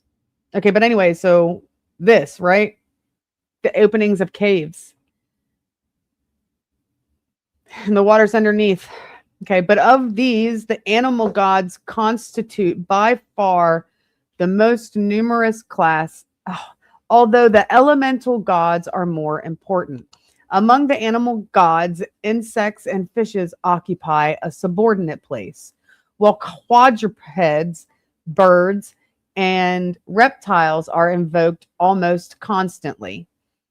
The Yuctana or Uktana, a mythic great horned serpent, the rattlesnake, and the terrapin, the various species of hawk, and the rabbit, the squirrel, and the dog are the principal animal gods. Well, it's like, I need to get me a rabbit. Get rid of these cats and get me a rabbit. I'm just kidding. I love my cats. I would never get rid of my cats. The spider also occupies a prominent place in the love and life-destroying formulas, his duty being to entangle the soul of his victim in the meshes of his web or to pluck it from the body of the doomed man and drag it away to the black coffin in the darkening land. Ooh, darkening land.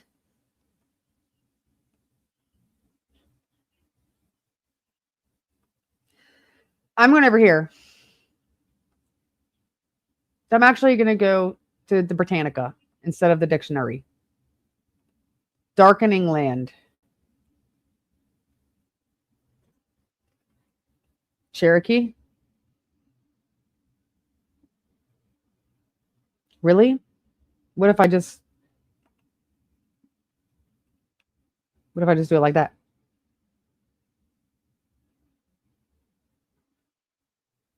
Nope. Let's go over here.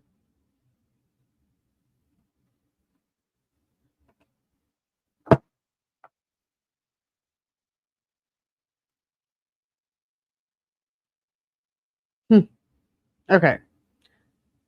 Maybe it'll tell us.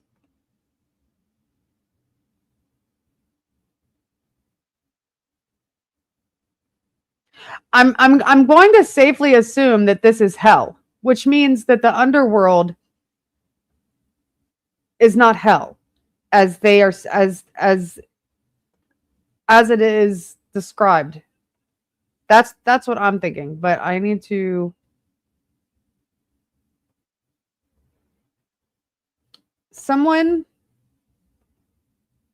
could someone look that up? Let me get back over here where I can see chat.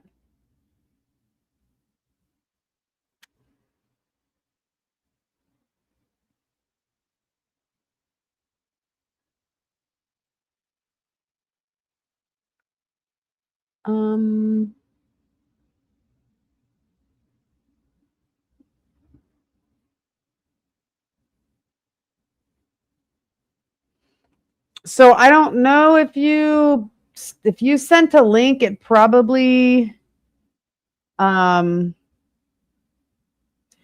World Radio. I know I'm not hot. It's like it's a dress and I'm sitting and it gets like pulled to my throat. So I'm like choking over here on this dress.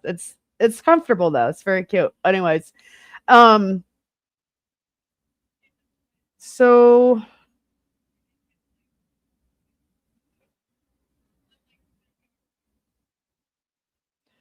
Mr. Returis, if you put a link in the chat, I don't allow links to be posted in my chat. I'm sorry. I just don't. That opens up a lot of possible issues. So sorry. So if you did try to post a link in there in the chat, I don't allow that. Okay, so let's see. You know what? Let's just Google. Let's just Google it, people. What is the Darkening Land? The Darkening Land.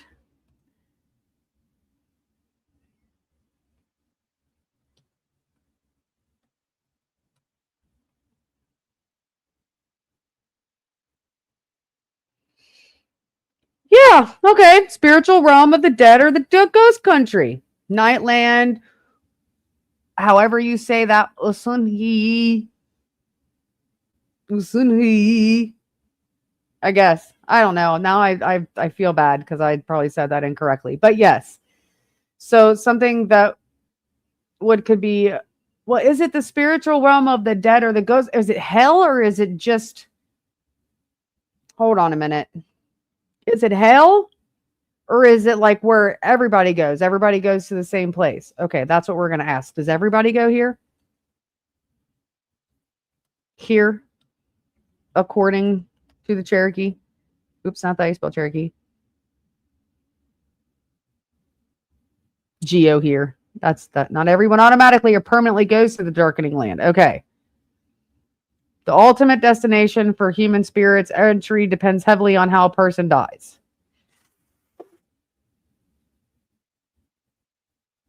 If a Cherokee person is murdered or killed by an enemy, their spirit is strictly barred. I just spit on my computer. Is strictly barred from entering the Darkening Land. Instead, the ghost is trapped in a state of limbo, wandering the earth and haunting the living world. The spirit can only achieve peace and move on to the west once its clan performs the sacred duty of avenging the death to restore cosmic balance. Are you telling me? Okay, are you telling me that according to the Cherokee tradition and the beliefs of the spiritual world, if my enemy takes me out, I have to rely on all of you people to avenge me before I can go to my final destination? Is that what that just said? Hi, Panchuchin. Welcome in. Hello. He says hello to all.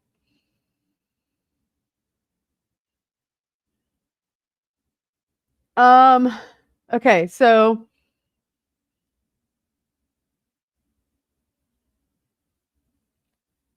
let's see. Okay, so Jared says, even hell isn't what most Christians think it is. According to the Bible, only the lake of fire is a burning place, not the entire thing. And it isn't hell, it's Gehenna. Source, sir. Don't forget your sources. Cherokee mythology and traditional Cherokee belief, the Darkening Land is a spiritual realm where the spirits of the deceased reside until justice is served for their murder. That's not what I heard. I just read the opposite, that they're not allowed to go there, that they roam the earth, that they don't go to the Darkening Land. They roam the earth until they're avenged. What's your source? Mine's Google Gemini. You know, it's okay to use AI, everybody. Just make sure that you don't just take it at its face value. Make sure you ask all the questions. Use multiple Geminis or multiple AIs for research. I use Gemini, GPT, and Grok. And you can weed out illegitimate.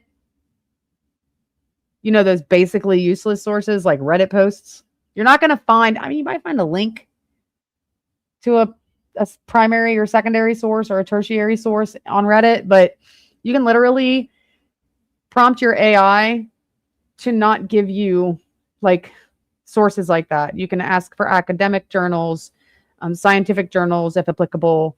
You can ask for sources of that nature, historical historical sources from historical sites. Library websites are phenomenal.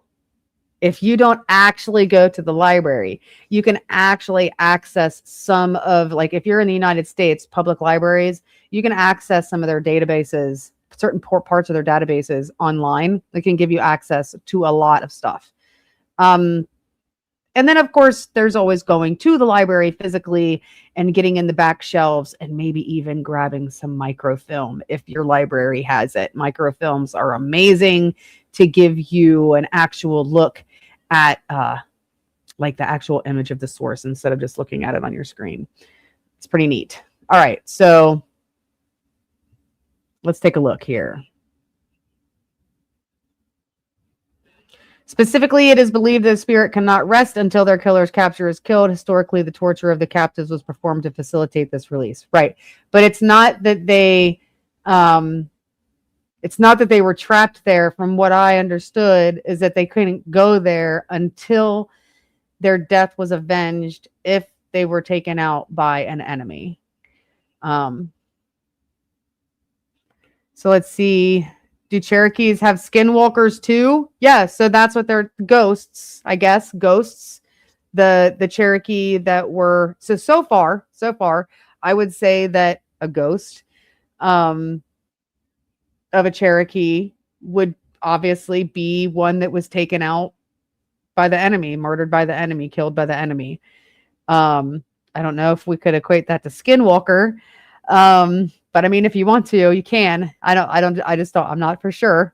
I don't want to, I don't want to say 100%, but maybe. But, we could actually move on and see what happens to bad people, like really bad people, right? Because, I mean, in Christianity, so this is some confirmation bias that I have, right, going into this topic, especially the spiritual part of it, is that in Christianity, there's a place for the faithful believers and there is a place for non-believers as well. So maybe, I don't know. We've only heard of one like actual place where people go when they die, according to the Cherokee tradition. So let's keep looking. So Mr. Atura says, I like the old myth passed on through oral traditions. Many of them make surprising sense. Right. But all you have is oral preservation, and you cannot make 100% certain claim if you only have oral preservation. Unfortunately, it doesn't matter if like, well, that's exactly what they told me. Chances are 1,000 years later,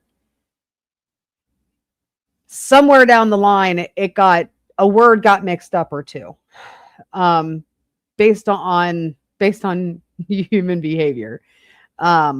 So yeah. Very quick look on Brave, no academic stuff. Yeah, me too. I just went to Google Gemini. You can also use Google Scholars. Google Scholars is good. Yeah.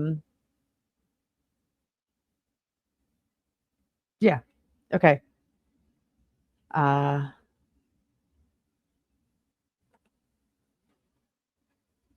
Nazi, not a Nazi, but is that skinwalkers explicitly tie to the desert dwelling ancestors of a Nazi? Is that what that is, Nate? A Nazi? That's something I've never heard of. So if that's like another Anasazi, what? Anasazi, what? Anasazi? Okay, wait a minute. And the speech detectives that trained at Anasazi and Anunnaki? Are you talking about the Anunnaki?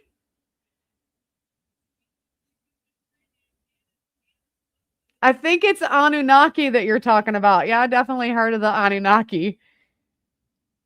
You ain't a conspiracy theorist if you ain't never heard of the Anunnaki. You're fake. You're a phony. I like this one though. The Anasaucy. That's good. Anasaucy. All right. Anyways, Ashkenazi.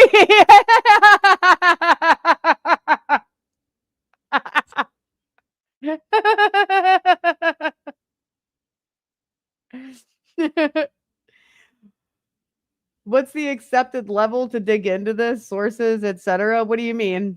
I might need you to say that a different way. What's the accepted level to dig into this? I don't make any 100% claims. I don't tell anybody what to believe. This isn't the truth for certain. I don't make any types of certainty claims. Even when it comes to the ultimate creation of the earth, I rely on my faith and not certainty, and not the certainty that comes from evidence. I rely on my faith. I cannot prove, ultimately, I cannot prove 100% certainty that what I believe and how I believe the earth to have been created, and the passed down oral traditions of the faith that I claim. I cannot make a 100% claim of certainty, but I can make a 100% claim of faith. And I know that some people don't understand that, and they struggle to understand that. But this is how, this is just how I do things. I don't tell people that I know everything about a certain topic. I don't know everything about a certain topic. I don't know everything about anything. And I know nothing. I know nothing. Other than, I don't even know for certain I'm right here, right? And I know that, like, that's how people get into conspiracy theory shit. They're just not certain of things. Like, they don't even trust their own existence. Sometimes I don't trust mine. If you've been following me long enough, you probably know why. Sometimes it feels a little bit surreal to be living in this world. So I never make 100% certainty claims. I rely mostly on primary, secondary, and tertiary sources. And if I make a claim, I follow it up with evidence. This is basically me teaching people how to research while researching at the same time. Obviously, I've done a lot of the bulk of my research prior to coming on to the stream, but I do go through multiple steps of figuring out the best way to present the evidence so that the audience is engaged and that the audience can interact. Last Conspiracy Grove, I waited until post stream to drop the sources in the chat. So I'm not going to go outside the frame of the topic. So if you're I'm not going to talk about any other theories during this stream. Each of my streams is very structured and will be kept to the topic of the stream. And in this one, we are talking about the Cherokee theory, folklore, however we think it is. Where did this come from? What is the first source that mentions something about speakers beneath the earth? Because up to this point, we've not heard anything about speakers beneath the earth. And by speakers, they're talking about beings that speak from beneath the earth. And we've yet to see that this far. In the pre-research that I did prior to coming on here, I was not able to find anything. So we're just gonna we just continuing the research that I started. So, all right, thank you very much.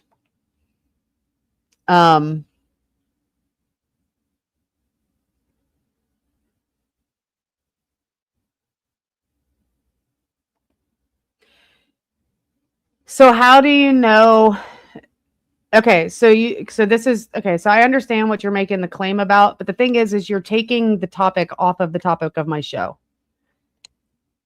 you have introduced a new topic. I get it. It might be something that you are interested in, but you are redirecting the topic of my show. And I would even challenge the statement that you just put up there. So, but I'm not going to do it right now because that's not the topic of the show. And we're not going in that direction. So we will get back to the sources that I have up in front of us.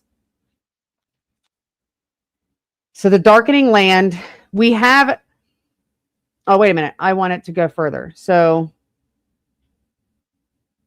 the conscious soul makes the actual journey to the waste darkening land, the westward to the darkening land. Hold on the grave slide, obviously. Immortal, okay. Individual groups who never die and therefore never travel to the darkening land. The people who live forever are a race of immortal, invisible spirit people who live inside the Appalachian Mountains. Okay. But we haven't seen that in this yet. We haven't seen that. Okay, we're going to look for this. We're going to be conscious of this throughout the rest. Because speakers beneath the earth, any mention of underground civilizations, well, the Nivenhi,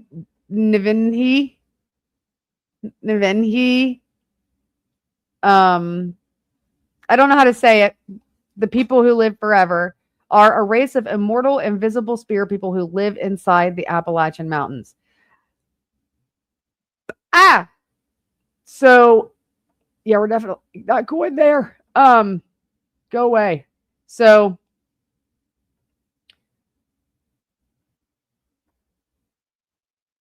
I'm gonna go. Oh, where's it at? Here. Okay. I'm grabbing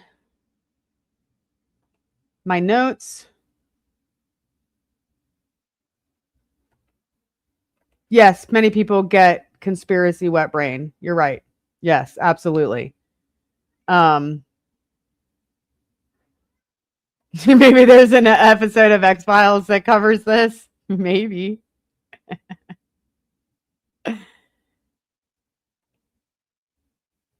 Let's see. Oh yeah, I'm trying to take a note. I'm trying to put this note in here about the people that live in the Appalachian Mountains.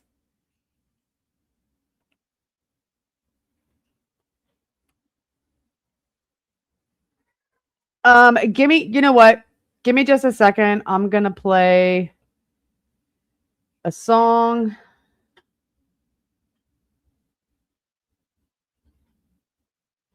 So we already looked at this source. We already looked at this source. Yeah, I already looked. Yes, I already looked at this source. If you look at the description of this video, Mr. Arturus, I think that's how you say it, you will notice that all of the listed sources are there. All of the sources that I am using are there. Am I going to do a show on Bigfoot? You guys really would want me to do a show? I'll do it. If it's requested by the people, because we are here. We are built on the people by the people. We're built for the people by the people. That's what we do here, for the people by the people. I have never actually really looked into that. Obviously, I know about it. I know some, sightings and whatnot.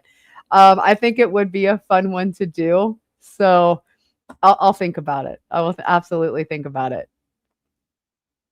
Okay, so I am going to go get a coffee.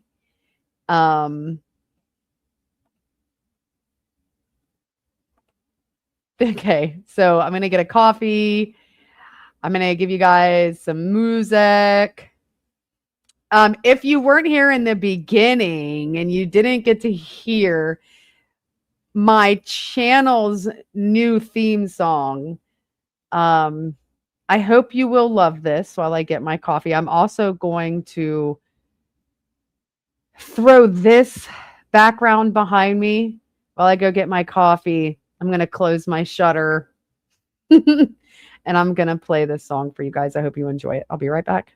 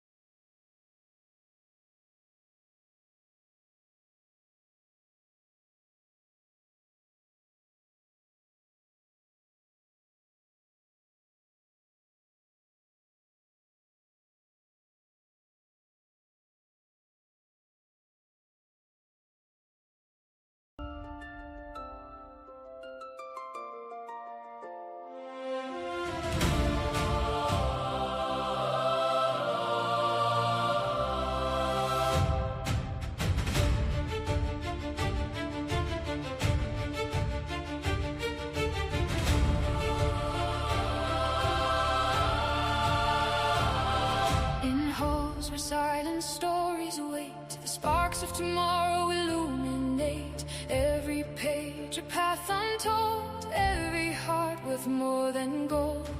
One life becomes another flame, no one rises all the same. Hand in hand the circle grows, stronger everywhere it flows.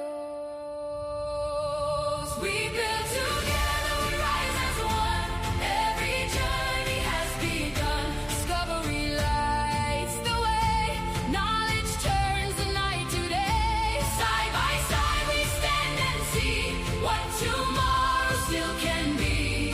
One network, endless possibility. Beyond the shelves where wisdom sleeps, a promise every dreamer keeps. Open every hidden door, find the life you're searching for. Light the lamps and turn the page, every soul becomes a sage. Share the knowledge, break the chains, hope is built where courage remains. One light becomes another flame, no one rises all the same. Hand in hand the circle grows, stronger everywhere it flows. We build together, we rise as one, every journey has begun. Discovery lights the way, knowledge turns the night to day. Side by side we stand and see what tomorrow still can be. One network, endless possibility. One life becomes 1,000 more, knowledge shared becomes our power. Together we discover tomorrow. We don't wait. I hope you guys like the song. We become the change ourselves. Every lesson freely shared multiplies because we care. Learn If you hadn't heard it earlier, let your purpose show, every voice I'll just let it play. fire. Every dream climbs higher. Not a throne, not a crown, but countless heads that won't back down. Every mind, every soul, every piece becomes the whole. One light becomes another flame, no one rises all the same. Hand in hand the circle grows, stronger everywhere it flows. We build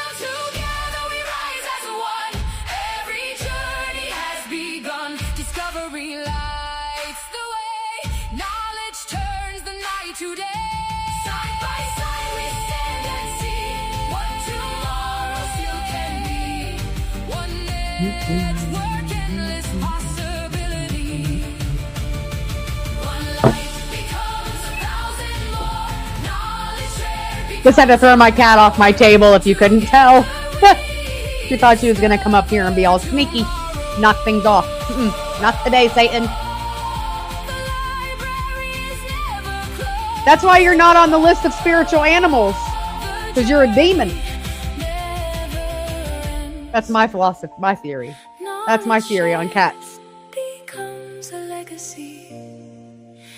I don't have the sources right now. Don't ask.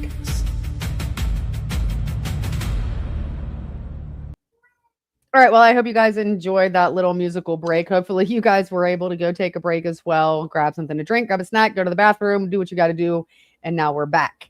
So let's jump back into this source. So I know that some people got in here late, and I just want to remind everyone that all of the sources that I use are located in the description, of this video. They were already there prior to the beginning of the video, and I know that, some of you may not have seen it, and that's perfectly fine. However, we are currently on case file.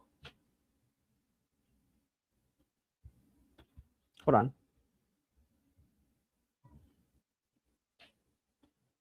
Case file 4? Yes. Because we are on to the second James Mooney source. We already looked at James Mooney's Myth of the Cherokee. We will go back to that, but all of the sources are located in the description of the video. So I am actually looking at it right now. So if you see case file 1, we just looked at some definitions. So we used Merriam-Webster's Dictionary. You have Britannica there for the Encyclopaedia Britannica as well. It's a pretty good, always been a good resource since I've been a kid. And now you have it on the interwebs. So, and then case file 2, we have the historical background, which is the first look we took at James Mooney's Myth of the Cherokee. That can be found on the Gutenberg.org. And then, we moved to case file 3, which is more of Myth of the Cherokee by James Mooney. And now we are on case file 4, where we have the secondary source investigation. So we already did the primary source investigation, with this is the Myth of the Cherokee. And then we're going to look at the secondary source investigation, which is what we're currently looking at. Currently have that pulled up in front of you. So if you go to the description of this video, you can look at where we are and click the link for that resource. And you can follow along in that resource, and you can look at, and you can save it for yourself, right? Because the whole reason I do this is to share what I found, hand over the sources to you guys, and let you do your own work. And hey, maybe you'll even comment on this video and let me know that you found something that maybe we didn't discuss during the stream. And then those who weren't able to be here during the stream can follow along and bring the sources up themselves. Don't have to rely at where I am at in the source, right? So you can move on, move backwards as you feel free to do so.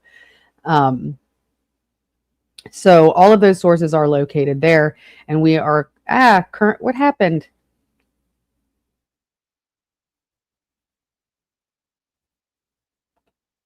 All right, is that better?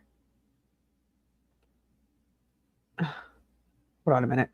The screen went blank. Okay, there it is. Okay, so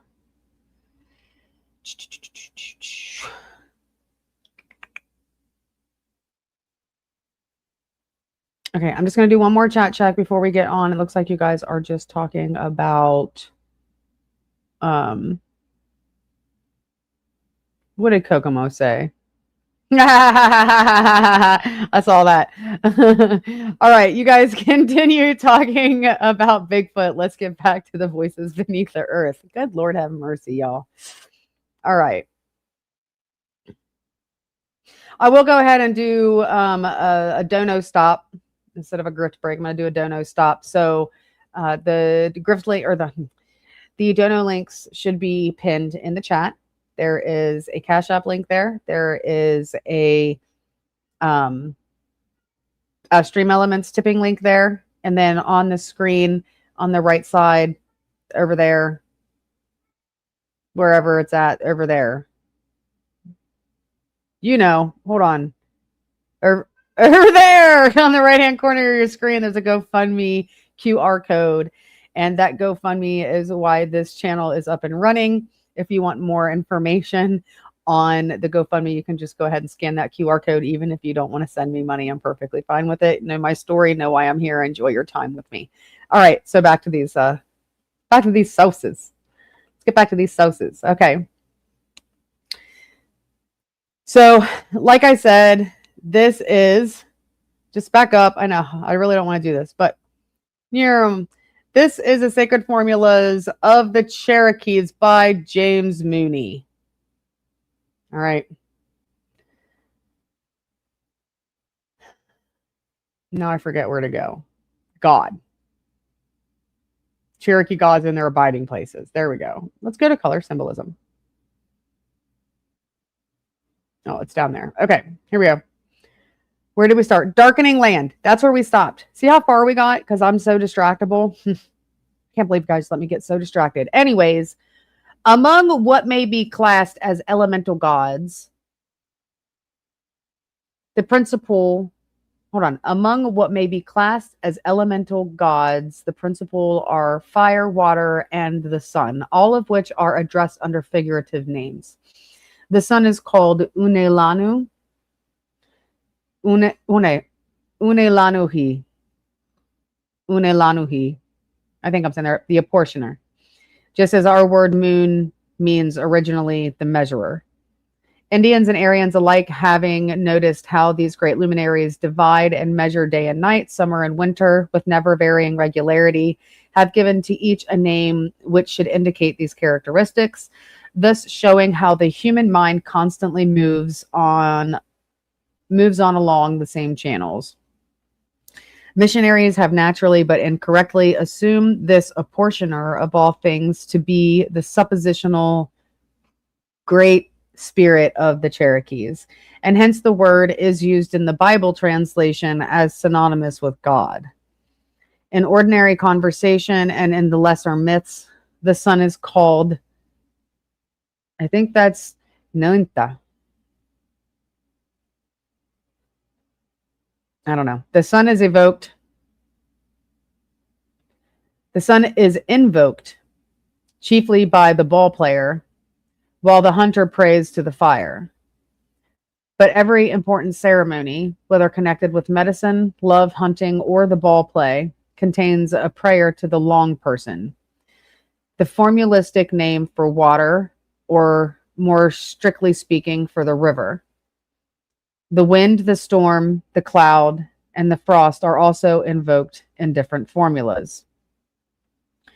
But a few inanimate gods are included in the category, the principal being the stone, to which the shaman prays while endeavoring to find a lost article by means of a swinging pebble suspended by a string. The flint invoked when the shaman is about to scarify the patient with a flint arrowhead before rubbing on the medicine, and the mountain, which is addressed in one or two of the formulas thus far translated. Plant gods do not appear prominently, the chief one seeming to be the ginseng, addressed in the formulas as the great man or little man, although its proper Cherokee name signifies the mountain climber. A number of personal deities are also invoked, the principal being the red man. He is one of the greatest of the gods, being repeatedly called upon in formulas of all kinds, and is hardly subordinate to the fire, the water, or the sun. His identity is as yet uncertain, but he seems to be intimately connected with the thunder family. In a curious marginal note in one of the Guhuni formulas, it is stated that when the patient is a woman, the doctor must pray to the red man, but when treating a man, he must pray to the red woman, so that this personage seems to have dual sex characteristics. Another god invoked in the hunting songs is Suulkalu,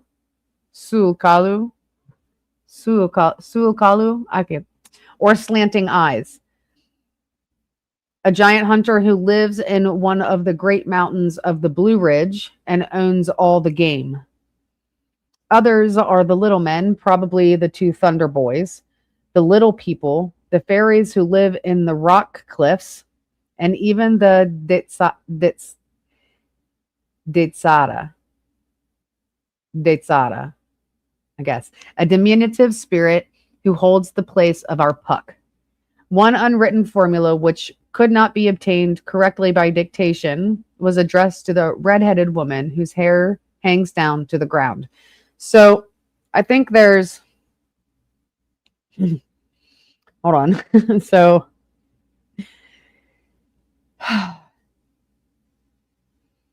the little people, the fairies who live in the rock cliffs. Okay, so I'm going to make note of this because this is another mention. I'm not even going to do the little people. Oh, well, the little people are the fairies that live in the rock cliffs. So this is not necessarily in the underworld, right? But it says that they live in the rock cliffs. So it's another mention of beings, right, in the under the earth. Excuse me. Okay.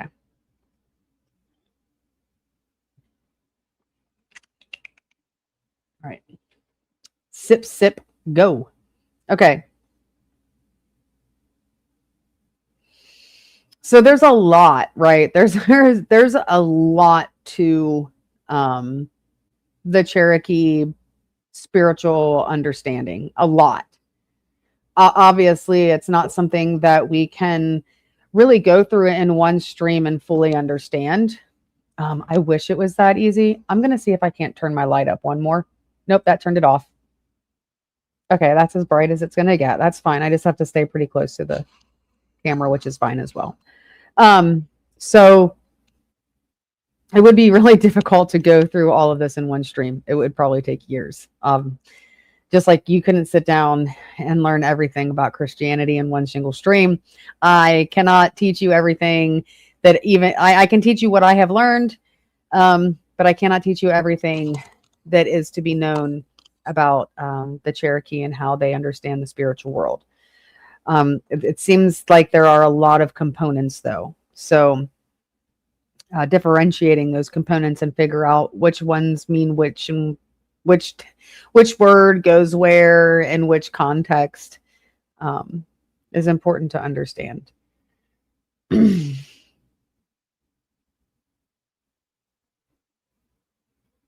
guys still talking about Bigfoot over there? I appreciate you. That would be like a really fun one to do. I probably would. I'm sorry. I'm skeptical of that one. Super skeptical of that one. I'm not even as skeptical of this one because this one I know has like some reason for being. There's like scientific reason, and we're gonna get to those. X-Files season 6 episode 21 field trip is based on this.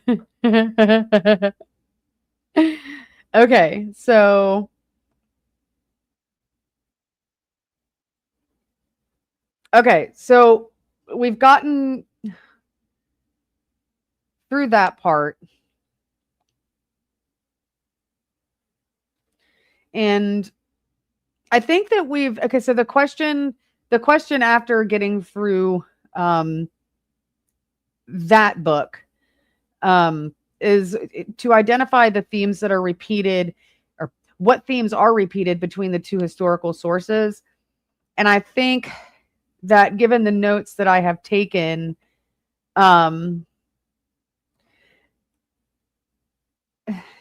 it's so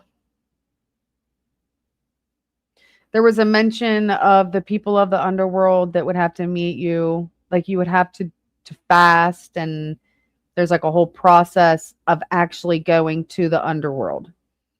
And you have to fast, and then you have to go to the water, and one of the people of the underworld would have to take you and they would have to guide you. but it talked about the stream that came down from the mountains are the trails by which we reach this underworld.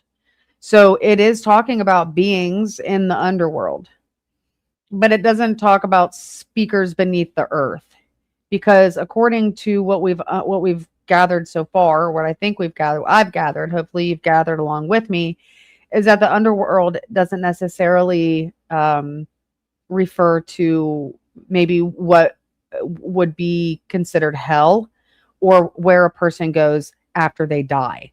So for me, I don't want to bring the personal stuff in, but I have to look at how I understand this, right? So for me, in Christianity, we have heaven and we have hell.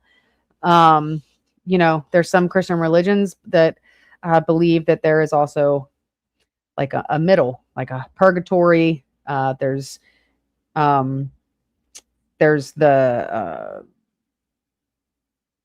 stories of the toll houses. So there's a medium between heaven and hell for some Christian denominations. I know some people are going to rip me apart for stating it like that, but for some Christian denominations or Christian faith paths, there's a third option, which is considered purgatory and or you traveling through the toll houses. So, but again, the springs at their heads are the doorways by which we enter it. So we're talking about the water flowing down the mountains. These could be rivers, inlets. Could water. Look, I'm having a brain fart. Streams, creeks. But it says that the springs, oops, where'd it go? The springs at their heads are the doorways by which we enter it. That to me describes a cave. And I'm sure that there are stories about individuals that went into the caves. Okay, now I am kind of giving like an assessment of what I think. So I think that this is pointing to caves. I think that if we think about a cave and the sound effect of a cave, the echo that could go for miles. You could say something inside of a cave. Now we're gonna get into the caves, but you could say something in a cave and it will reverberate, it will echo for miles throughout the cave. So it would be understandable why people believe this. And they already said that not everybody went into the caves because it was such a process to go into the cave. So unless we really start doing some digging and looking for stories from people who went into the cave and what the experience was like, I'm actually going to lean towards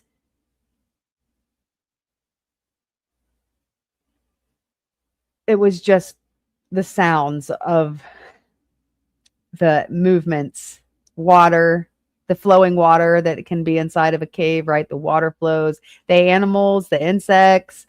Yeah. So the caves have great, what do you call that? Like surround sound, great for amplified sounds because of the structure of the cave. Echo, echo, echo. Yep. So the underworld is not Hades. The underworld is actually the water below the earth. According to the Cherokee tradition, the underworld is not Hades. The underworld is water because the earth is suspended by 4 points.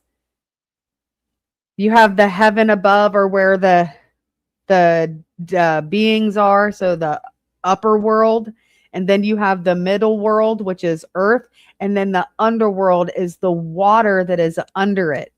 So if you've ever seen a picture, the picture depicted where you have the four like ropes that are anchored to the sky and the water beneath. That is how the Cherokee thought that it was. Oh, yes, acoustics. Yes, caves have great acoustics. So let's move on. We've been doing this almost 3 hours, and we are to case 5. So we are at scientific and physical evidence. The sources that we are using for this are going to be the National Park Service and the National Speleological Society. So let me go ahead and move over to those sources. If I can get to my screen. So this is the National Speleological. Is that how you say it? Speleological? Spelunking. Speleological Society. How many more times can I say that? All right. Since 1941, the NSS has been at the forefront of cave science, conservation, and exploration. So that is what this is. And now I have to look for, hold on. I should have done this already. Sorry. Oh, pardon me. Okay.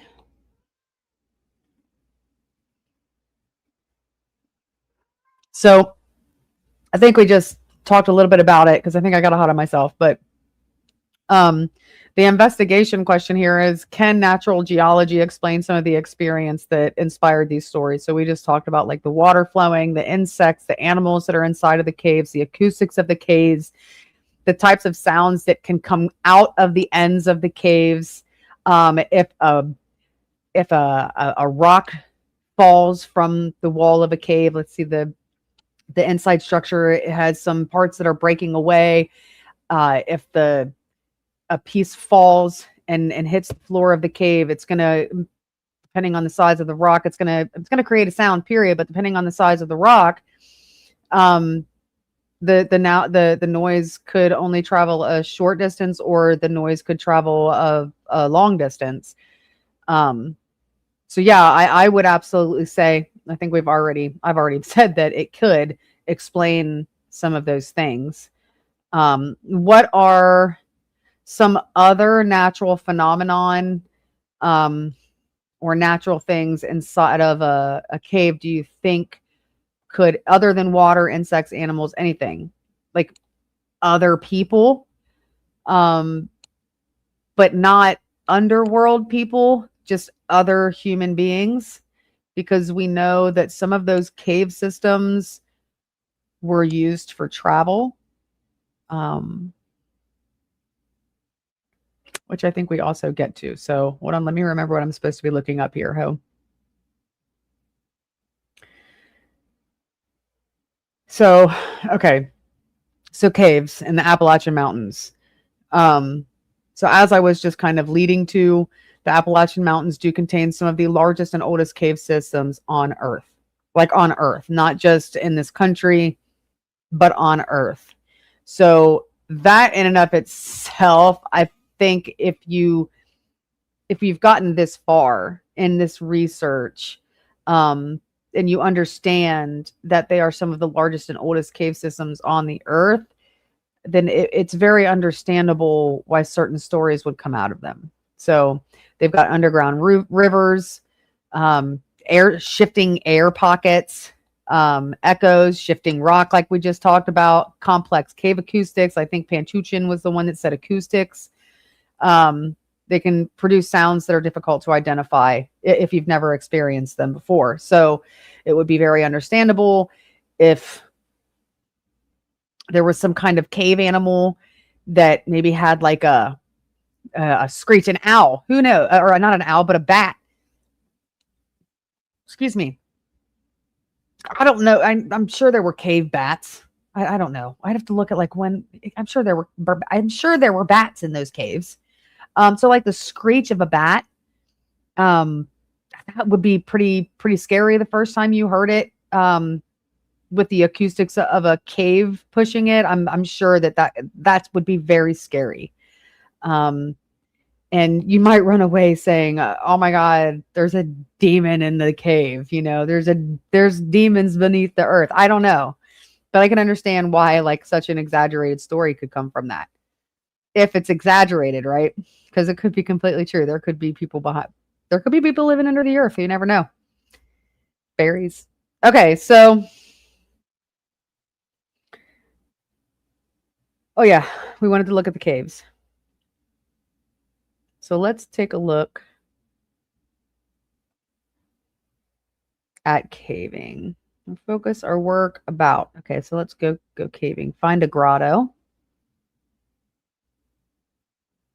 Oh, I don't want a grotto. I just want to.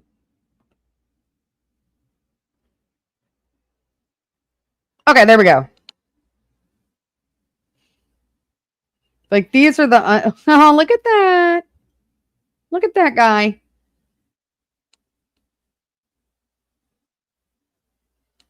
Just gives you some like pictures. Oh my Lanta. Look at this. This is Wyoming, but dang. Isn't this beautiful? It's just phenomenal. Cave crystals. It's really neat. Okay, so we actually want to look at Mammoth Cave and hold on.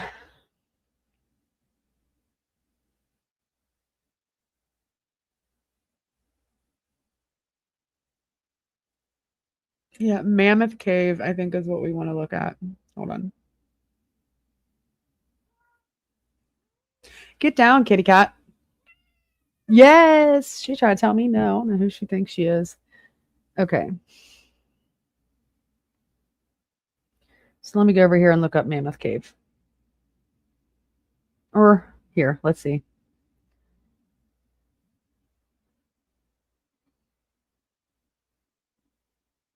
Tennessee, Haggard Nature. There it is, Mammoth Crystal. That's South Dakota.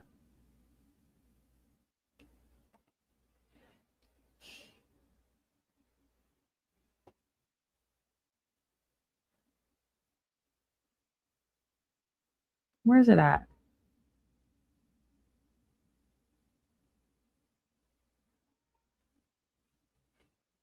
Hold on.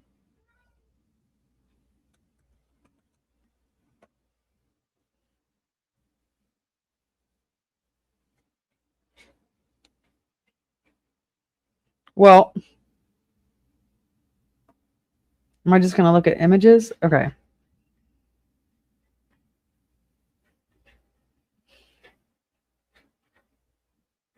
Oh, I already have it pulled up. I'm silly. Okay, so this is. Look at me being prepared and I didn't even know it. Okay. So this is Mammoth Cave. Obviously, this is outside. Rolling hills, deep river valleys, and the world's longest known cave system. This is not just some little cave. This is, in fact, the world's longest known cave system. World, not country, world. Mammoth Cave National Park is home to thousands of years of human history and a rich diversity of plant and animal life, earning it the title of UNESCO World Heritage Site and International Biosphere Region. So it's extremely protected. Got some pictures down here. Some of the inside a cave there. Some activities, obviously, that you can go and do.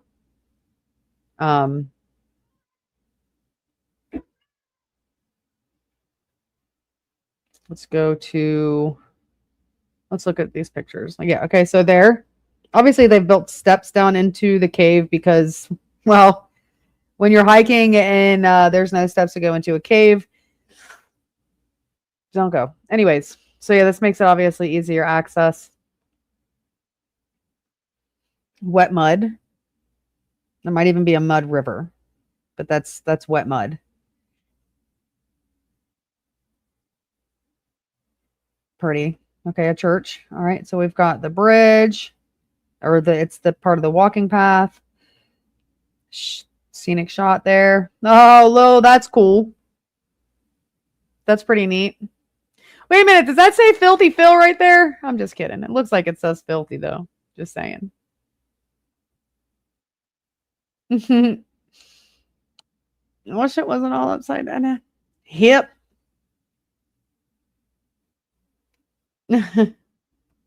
Very interesting. Oh, I guess that's the last one. Yeah. Let's see.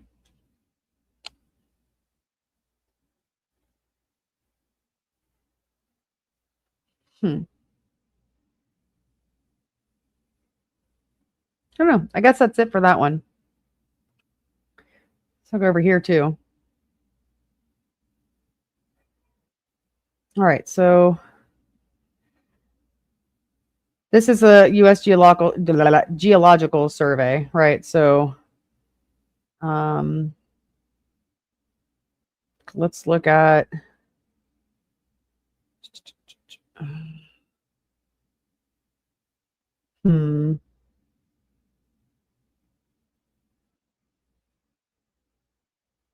I wonder if I can find it here. I'll do a chat check in just a second. Ooh, wee. All right, so just a regular. All right, so geology of Mammoth Cave.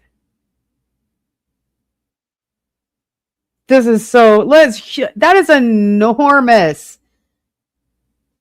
This is an enormous, like, obviously, enormous cave. Like this is not just some little cave these people are walking into.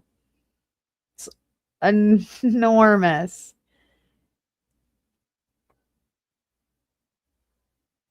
With over 405 miles mapped. Okay, so we're going to look into this. So we're going to take a look at this. Mammoth Cave National. Actually, I'm going to do a chat check first before I get into it. You guys can read ahead a little bit. No problem here. All right, let's look. DSD revealing my secrets. Is that you, Filthy Phil? You been there? You been to Mammoth Cave? Come on, chat. Send in support, she said. Are you not entertained? Take a look. Take a look. Exactly, birds. It's not even fully explored. There's so much that is left to be explored.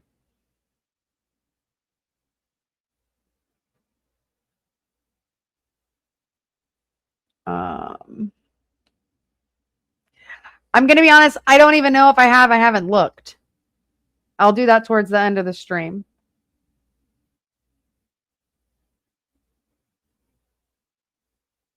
All right, let's go back to the source. Shut up, lady. Back to the sources. Show us your sources.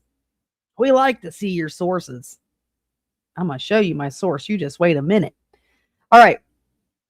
So Mammoth Cave National Park is known for housing the world's longest cave system with over 405 miles mapped. So mapped, okay? That's how much of it they have mapped. The vast cavern system was formed by water slowly dissolving Mississippian-aged carbonate rocks, creating sinkholes, tunnels, and underground rivers. The national park is also host to a diverse group of animal and plant species due to the microclimates created by varying light and temperature conditions. I have an idea.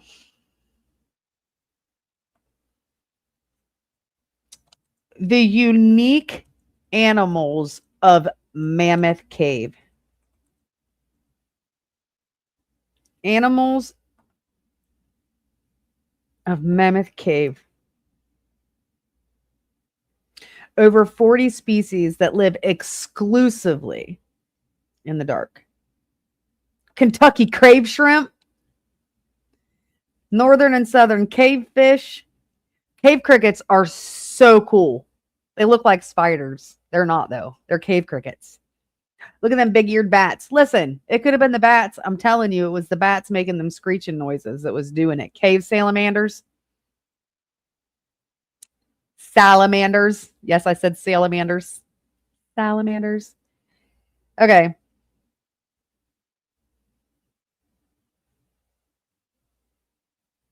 Animals. Oh, this. Okay. Hold on. Bing. And then I'm going to close this one. But I'm going to go back to this one before we hit this one. Okay. So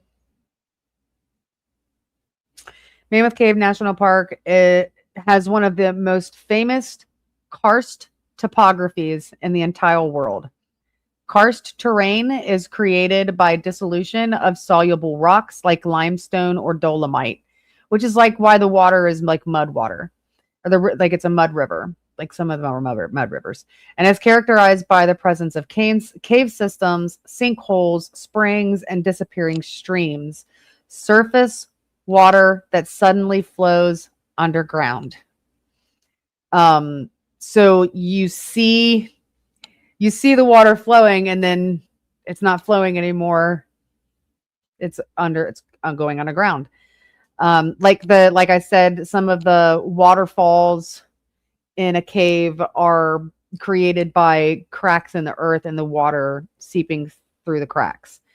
The park is located within the central Kentucky karst, a limestone belt that extends from southern Indiana through Kentucky into Tennessee. It is part of the Chester Upland and the Pennyroyal Plateau and is dissected by the Green River, which controls the cave development. Sorry. The sedimentary rocks that form the park were produced from sediments that were deposited when this area was submerged by an ancient ocean. There it is. There's the mention of the ocean that used to cover the Appalachian Mountains. So, sediments that were deposited when this area was submerged by an ancient ocean 330 million years ago as great inland seas or as near shore deposits. The erosional force of the Green River has helped to carve the limestone into the unique and extraordinary karst topography of this region over millions of years. That's really cool. I mean, again, this is a topic in and of itself. An ancient ocean from 330 million years ago is a whole nother longer conspiracy grove stream. I don't think that I could get that in one stream unless we were going to do like a 12-hour stream, because that's a rabbit hole that I will go a little bit deeper into. It's just not today. Yeah, sounds like a good fishing spot. All right. Another drink. A little of that. And on with the next one.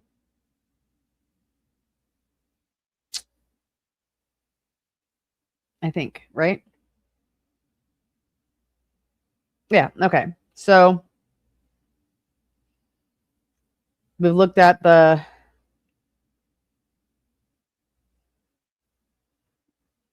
looking at the science. Okay, so I was going to ask the question if anybody has ever experienced a natural phenomenon that initially seemed impossible to explain. It sounds like some of you have had, I'm going to blow myself. I'm going to make myself bigger here, okay? Oh, why didn't somebody tell me to stop the ticker that says be right back? You're letting me down, people. So anyways, I was going to ask if you guys had ever experienced anything that seemed impossible to explain. But it sounds like some of you have encountered a Bigfoot. So I'm just going to go ahead and take that as a yes.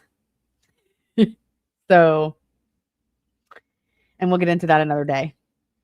So next is case file 6, which is going to be the modern narrative. I do have to take a restroom break. So I'm going to go ahead and do this. Of course, I just refilled my coffee. I've yet to use the restroom. I need to do that. If anybody else needs to do that. And then we will come back and we will start looking at some of the modern conspiracies, the new age modern conspiracies that have to do with the Cherokee and the conspiracy theory of speakers beneath the earth. It does coffee, but I mean, I have drank a lot of coffee today. But I'm going to go ahead and take a break. And I'm going to leave you guys with... I'll leave you with this one. Dark side, dark side. Dark side, dark side. Locking tight. The deaconess is here tonight. Welcome to the dark side. Hope you brought your candle. We're gonna take a ride to a place I think you can handle. Truth hides in the shadows where the stories come alive. Step into the dark side. We're digging deep tonight. Down in Conspiracy Grove, no shiny brick roads, chemtrails, hidden signs, buried truths between the lines, dark origins unfold, fairy tales gone cold, meetings of the minds dissected clean, let the logic cut between. The deaconess is here. Welcome to the dark side. Hope you brought your candle. We're gonna take a ride to a place I think you can handle.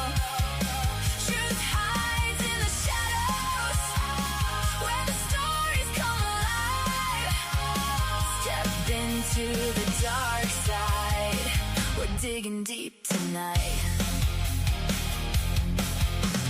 Cold War minds and secret files, alien signals stretch for miles, cabbage patch hysteria, mass imagination fever. Every whisper, every claim, ask who profits from the gain. Welcome to the rabbit hole where conspiracies grow. Welcome to the dark side. Hope you brought your candle. We're gonna take a ride to a place I think you can handle. Truth hides in the shadows where the stories come alive. Step into the dark side. We're digging deep tonight. Once upon a darker page, fairy tales were not the same. Sleeping Beauty, shadows creep, Cinderella weep, stepsisters bleeding feet. Stories twisted, don't close your eyes.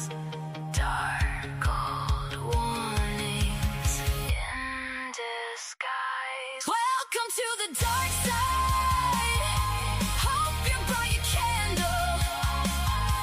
We're gonna take a ride to a place I think you can handle. Truth hides in the shadows where the stories come alive. Step into the dark side. The deaconess has arrived. Dark side, dark side. Dark side, dark side. Light your candle, stay a while. We'll wander through the strange tonight.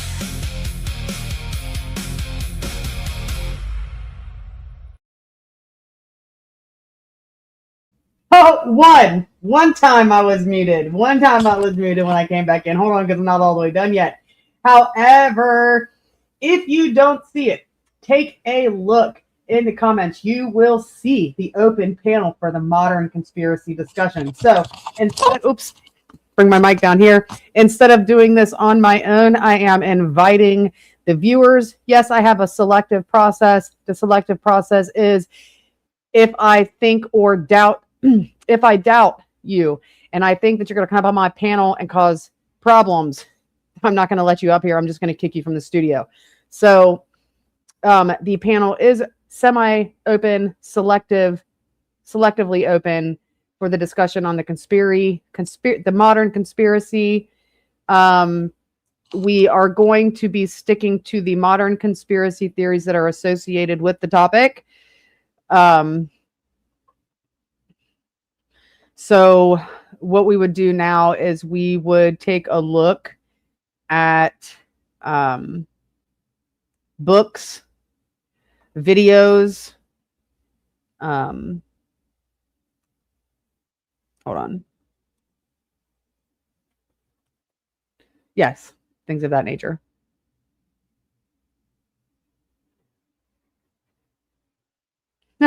This is funny. Cherokee folklore. I just literally found a book in the Smithsonian libraries called Cherokee folklore. Step-by-step demonstration guide with photographs of Cherokee elder Aguilasaya teaching Cherokee children how to make Cherokee bean bread. Interesting. Okay. Back to you guys. I thought that was cool.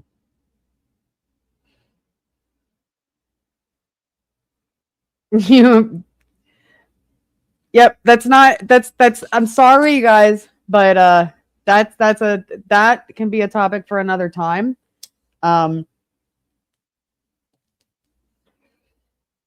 Or I'll just move on to the modern conspiracies. So with nobody up on the panel, it's fine. I am going to get rid of these other windows. If we need to go back to them, I know where to go to get them.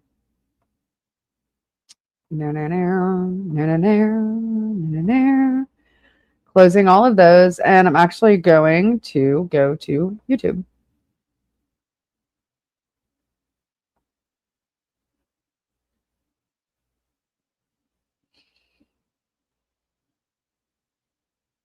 I know you can't see me because I'm doing something I can't do on the YouTube. I'm taking a break before we go into the modern stuff.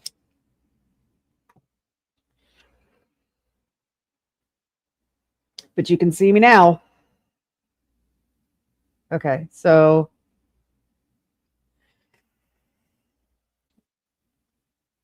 Cherokee voices beneath the earth. Oops, that's not how you spell earth. Earth.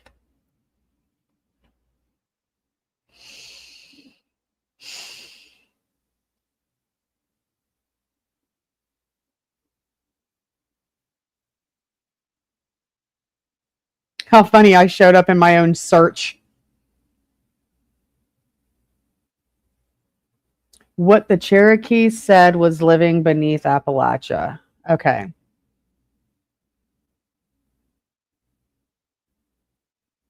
There's a couple from a couple of different saving the voices. Cherokee Nation record. Oh, that's saved. That's preserving the language. Okay, so let's go to this. Pull it up and then I'll share it. I gotta unmute it. Okay.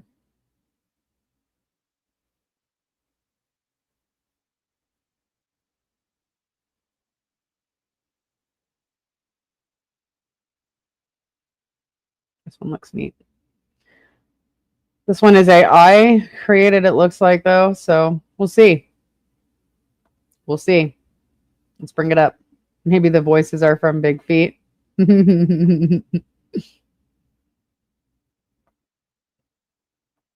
right. That's funny, Phil. Honestly. Okay, bring it to the stage. Bring it to the stage. I prefer this. Yeah, I prefer this layout right here. All right, so let's get into it. On top of a mountain. Damn, that's loud. There is a wall. It runs for close to 900 feet along the ridge, built from thousands of stacked stones, zigzagging across the summit for no reason anyone has ever been able to explain. It's old. Nobody knows exactly how old. Wait a minute. Hold on. Archaeologists generally place it somewhere between 500 and 1500 years after the time of Christ. Hold on a minute. What was that place called? On top of a mountain in northern Mooney Georgia, Mountain there is has. a wall. Okay. It runs for close to 900 feet along the ridge, Fort built Mountain from Wall. thousands of stacked stones, zigzagging across the summit for no reason anyone has ever been able to explain. It's old. Nobody knows. Okay. It's in Georgia. Okay, so then it would be like where the map that we looked at earlier. So it would be like right there at the bottom. There was like an area where the area that the Cherokee mostly inhabited, there was a little bit of that area was at the northeast portion of Georgia. So prehistoric walls in Georgia. Exactly how old. Archaeologists generally place it somewhere between 500 and 1500 years after the time of Christ, which is a polite way of saying they have a 1,000-year window. I was about to say, like, that's sometime in this millennia, right?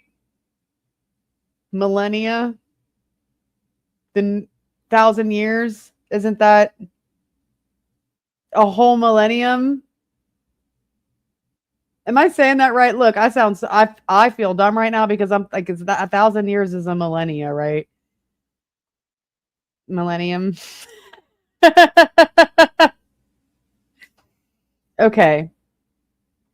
You think I should check for donos before we go on to this part? Okay, fine. I'll check for donos. And then we can move on.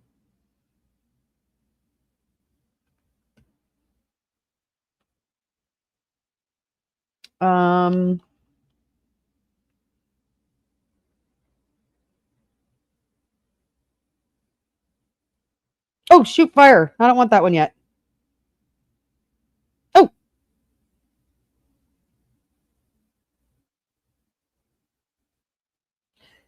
All right. So I got a $20 Cash App donation from Anonymous. So W's in the chat for a big 20 from Anonymous.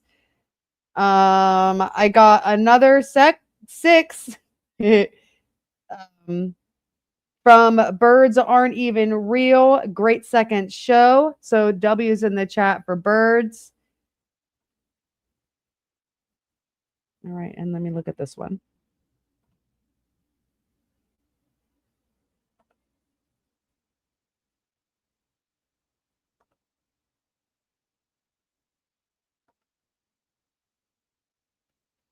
Oh, dang. We got a big 10 in from World Radio that says, adorn yourself with a tiara someday. So W's in the chat for World Radio. And another 10 in from World Radio. Thank you very much. And Jess White comes in with a big 10 here to help and support, wishing you a successful channel and all the best. Thank you very much, ma'am. I appreciate that. And then another big 20 in from Anonymous. So we get a W in the chat for Jess White and another W in the chat for another anonymous donor. Oh, man. Let's see. That's 10, 20, 30, 50. $76 that I need to add. Hold on. Listen, you guys, we're not even supposed to be doing this because we already got the goal for like the first bi-weekly dono goal. So all of this is going towards the goal that doesn't even start for another 3 days. Because remember, 5 days I was supposed to go without really, like grifting, but like asking for the donos. So there, I mean, the links are there. It's not really the focus of these streams right now because the viewers that have been following have already hit that goal for those 2 weeks. So let me go over to this banner. Let's get rid of that. I'll be right back because I'm here. Let's see. Where it is. All right, so I got to edit it. I got to add $76.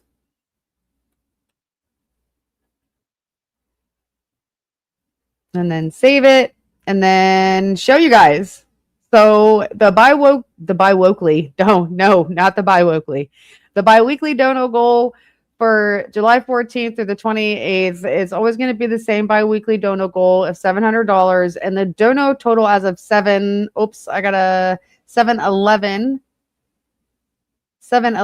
is $108.99. 7/11 $108.99. So already killing the next biweekly goal. I really couldn't be more. I probably could be more grateful, but I am very, very, very grateful for all of the support that comes in from the viewers, the subscribers, the people that share the streams out.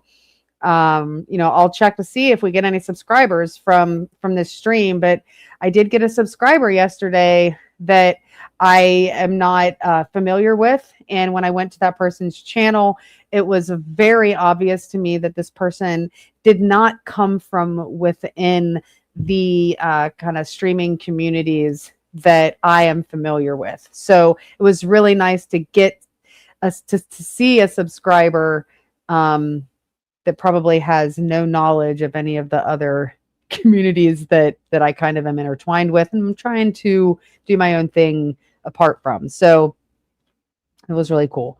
And all of your support is absolutely appreciated.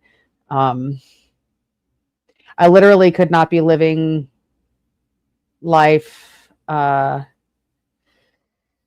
mean, I could be living life, but it would be an extreme hardship. I am in a hardship, which is why I produce the content that I do. This channel is the main component to the GoFundMe that the QR code is up there for in the right hand corner. So that's why I do this. I don't like to. I'm in a position. If you click that GoFundMe, or if you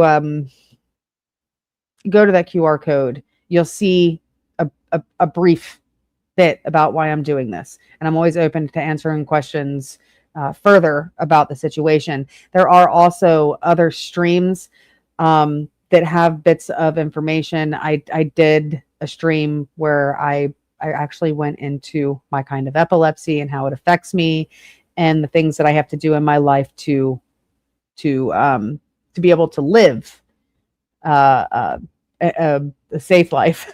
Safe life. Yeah. My life has to be safe. So anyways, on with the show, right? If you want to know more, go to that QR code. If you have any questions, don't hesitate to ask in the chat. A lot of people in here have been along this ride with me the whole time and might even be able to answer those questions for you. So shut up, lady. Let's get back to the content. And no real certainty inside it. They don't know who built it, they don't know when, and they don't know why. The place is called Fort Mountain, and there is a Cherokee tradition that offers an answer for who put it there. It just isn't an answer most people were prepared to hear. The Cherokee have lived in the southern Appalachians for a very long time, long enough that their oldest stories describe a time before they arrived, and who was already here waiting. According to those stories, when the Cherokee first came into these mountains, the land was not empty. It was occupied, and the people occupying it were not like anyone they had ever seen. They were small. The fairies! Pale, far paler than the Cherokee, with light hair and, in some tellings, beards. But the strangest thing about them was their eyes. They could not see in daylight. Sunlight blinded them, overwhelmed them, drove them back into the dark. Okay, so listen, I could be like way off right now, but something tells me it was bats. Again, I know I could be like totally drawing the wrong lines right now. This is what this conspiracy theory stuff is all about. Right now, I'm just like listening to this video, thinking about all the stuff that I've read since I started looking into this for this. And I think I chose the topic for this stream today, like right after the last Conspiracy Grove episode. So I'm thinking about all the things that I have read, all of the evidence that has been presented to me. I literally think it was the bats. And like, what if, like, I don't know. It's dark. What if it was just bats, you guys? I'm just asking questions. Can I just ask questions? What if the Cherokee literally thought bats were fairy people? And what if, like, there was like albino ones?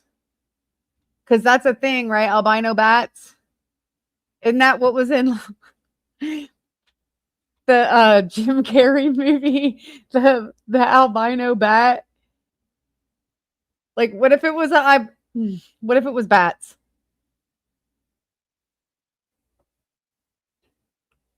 I appreciate you. Appreciate you so much. I really appreciate that. I share it out to my normies Facebook. I share it to my Facebook, and I share it to X. And then of course I put it in Discordia, where people allow for promotion for members to promote members of Discordia lands. The different regions of Discordia, if those regions allow you to share your stuff, then I do that as well. In the land of Discordia. But Rob, ask again, what if it's the bats? What if the freaking Cherokee people thought that bats were fairies, and this is what was occupying the land before they got here? Did anybody else see the connection anybody else? Does anybody else see why I'm connecting it like this? They heard strange sounds they could not identify. I've already said it could be screeching from bats. Bats make really weird noises. Yeah, they make really weird. And again, and I already said, imagine like the acoustics, the sound of like maybe two bats fighting, that sound reaching the opening of the cave, and what it would sound like as it exited the cave opening. What if it was just bats? What if I've just cracked the fucking freaking code? And they couldn't even write, Filthy Phil. They didn't even write things down. And even they knew it was not okay to do that, because again, they are not conservative. They were progressive. The Cherokee tribe was a progressive tribe. They were like the liberals of the indigenous. Give me just one moment, guys.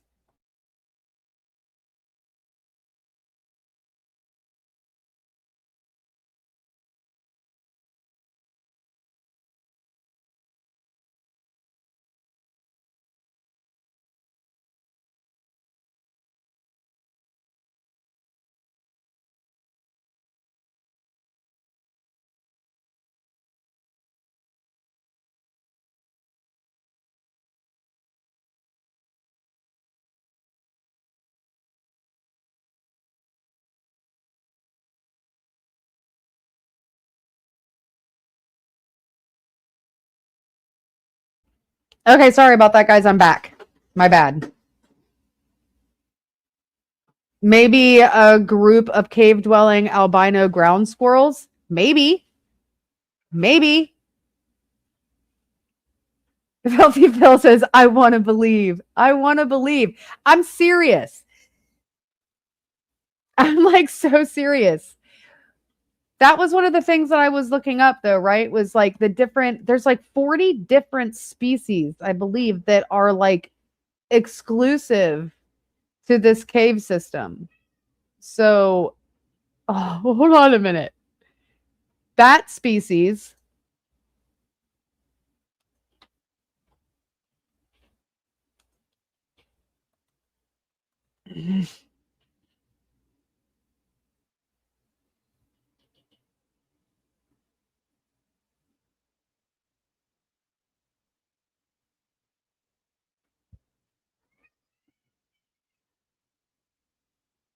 Okay, so there are 13 confirmed species of bat at Mammoth Cave.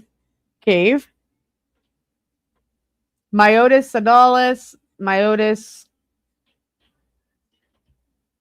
grisescens, I think grisescens, Myotis septentrionalis. So, okay, so those, I know I just use a scientific name. Okay, so the Indiana bat, the gray bat, and the northern long-eared bat.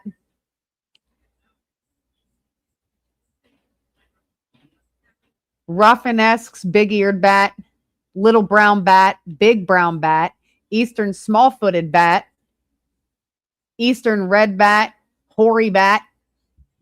Excuse you? What did you call my grandma? Anyways, and the silver-haired bat. Some of them had white hair. You guys, I am so serious right now. What if the Cherokee people... Come on. What if it was bats?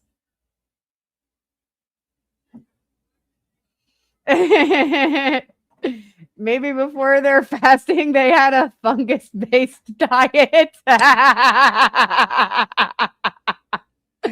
Ayahuasca, anybody? What's that? Salvia? Like psilocybin? Yeah. I'm so serious. Listen, common circles. I think I have deduced down to the Cherokee people thought that there are 13 to 14 confirmed species of bats within the Mammoth Cave, the Mammoth Cave system. Okay? I'm going to back up on this video, and I want you to listen to what he says about the small-footed people, okay? The little tiny people. I am dead right now. So they lived them. Then some tell it. Hold on. It was occupied, Oh, and the people occupying it were not like anyone they had ever seen. They were small. They were pale, far paler than the Cherokee, with light hair and, in some tellings, beards. But the strangest thing about them was their eyes. They could not see in daylight. Sunlight blinded them, overwhelmed them, drove... Were they vampires? Were these little fairies vampires? Were these vampiric fairies? Okay, what? ...them back into the dark.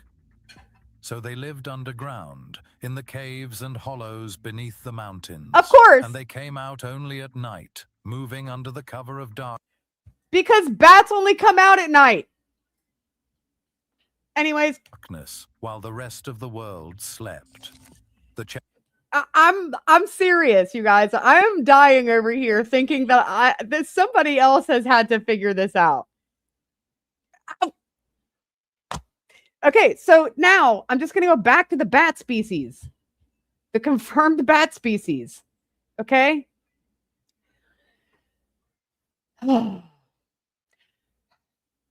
Indiana bat, gray bat, and the northern long-eared bat. Ruffinesque's big-eared bat, little brown bat, big brown bat, and eastern small-footed bat. Eastern red bat, hoary bat. That's where I made the joke. What did you call my grandma? And the silver-haired bat. primarily roost in trees across the park rather than deep in caves. Oh, some of these, only some of these. The gray bat spends both summer and winter in caves. Listen, I literally am about to ask Google Gemini if it's possible that the Cherokee people encountered bats.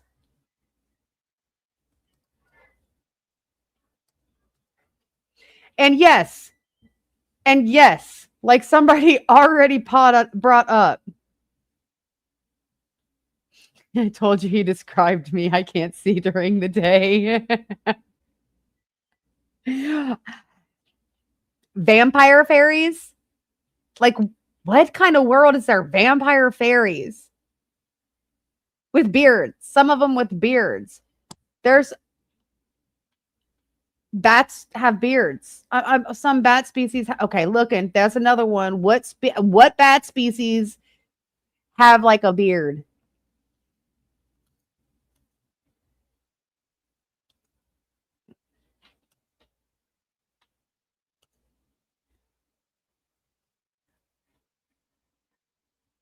Several bat species are famous for having beards. Somebody else has had to freaking figure. Listen, you guys, I know I'm not. Somebody please validate that I'm not crazy right now. That I literally think that my theory is that it was bats. Yes, many of them. You ain't never seen a bat. I seen a bat up close when I was 6 years old. I was 6 years old. And I woke up and there was a bat hanging on the curtain in my bedroom. You bet your butt. I don't forget that. I remember that very well. There was a bat hanging from the curtains in my bedroom. Yes, some of them have beards.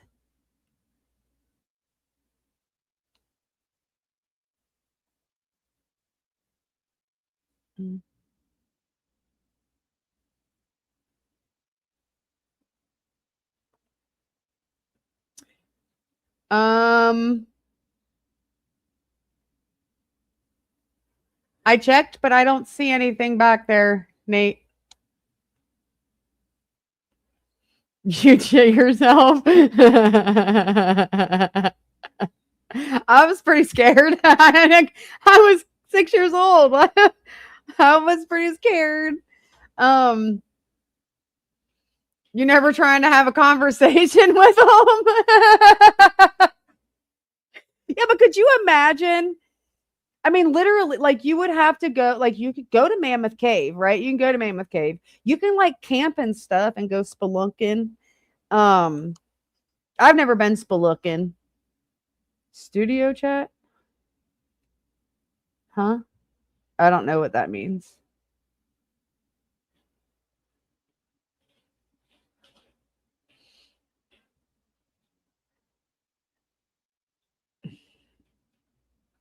I don't know. So, okay. Listen, I'm not even playing. Okay, so the Blackbeard. Okay, let's see which bat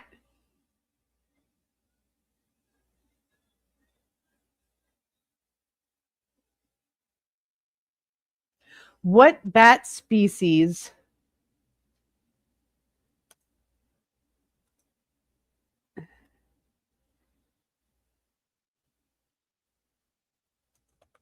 in the Mammoth Cave system have a beard?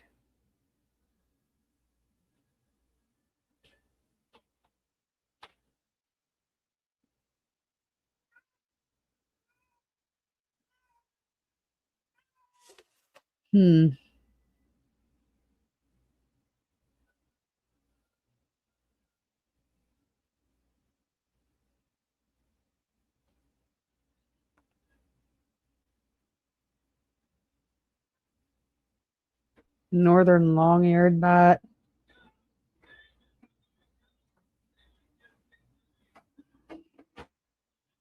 Hold on. I want to see what the northern long-eared bat looks like because it says.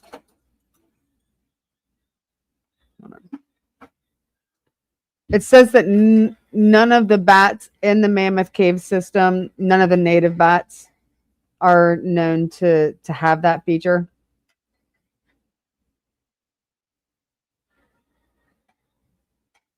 Scary looking.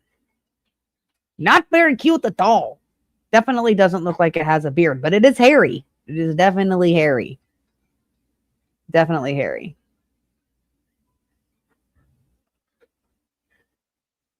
Yeah, don't get all batty over it. Gray bat. No bearded ones. Don't want to.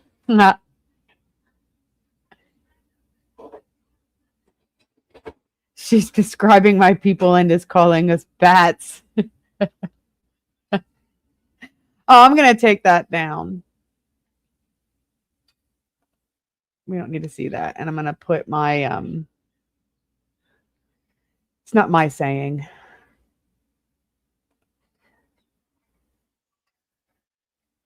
All right. What's the other one?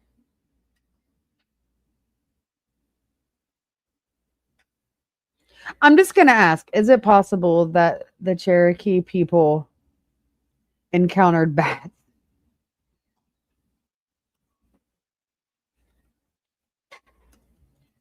And thought they were little people?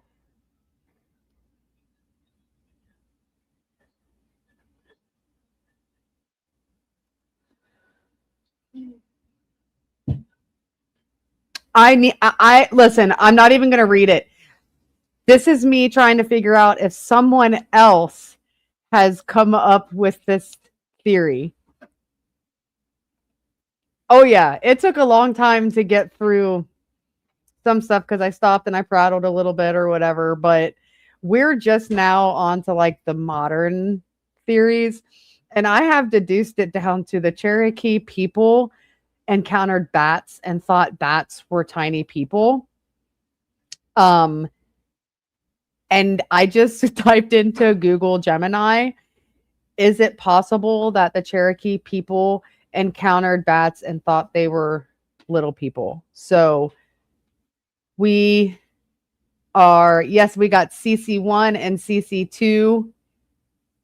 We got CC1, Crucible Crusader. And we got CC1, Common or CC2, Common Circles.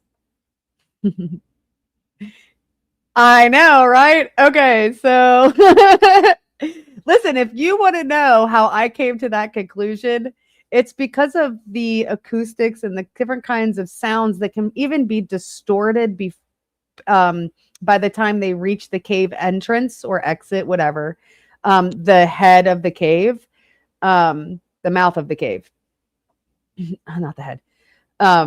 So a sound can have, or something can occur, like a piece of rock falls or an animal makes a noise. And by the time that sound, if reaches the mouth of the cave, so that the sound goes external and rather than staying inside of the cave, that sound can be distorted based on the shape of the inside of the cave. So based on the structure of the cave, that sound can be distorted by the time it reaches the mouth and someone can hear it. So then I'm like, well, bats, right? Bats live in caves. I thought all bats live in caves, but I just learned that some of them live in trees more than they live in caves. So the ones that were in the caves and the ones that were in the trees, I think they thought those were people. And then somebody else said, what if they were eating hallucinogenics? And I'm like, yeah, salvia, ayahuasca, whatever. Like, what were they doing? And when did they get here? Oh, I didn't even think about that. That's just wishful thinking. You don't think I've cracked the code? Okay. Let's see if anyone else has come to the same conclusion as I. Ready? We're doing it together. 1, 2, 3. No, it is highly unlikely that the Cherokee people confuse bats with the little people. In Cherokee traditional knowledge, bats and the little people are entirely separate, distinct entities. The Cherokee were expert naturalists with a deep, sophisticated understanding of local wildlife. They recognized bats as unique living animals rather than mistaking them for supernatural humanoids. I can't even talk. Hyopic. The real identity of bats. Bats feature prominently in well-known Cherokee origin stories where they are explicitly recognized as animals. Okay. The nature of the little people are not animal spirits. They are a distinct race of spiritual, human-like beings who coexist with humans. So they weren't okay. Let's put in this in my notes.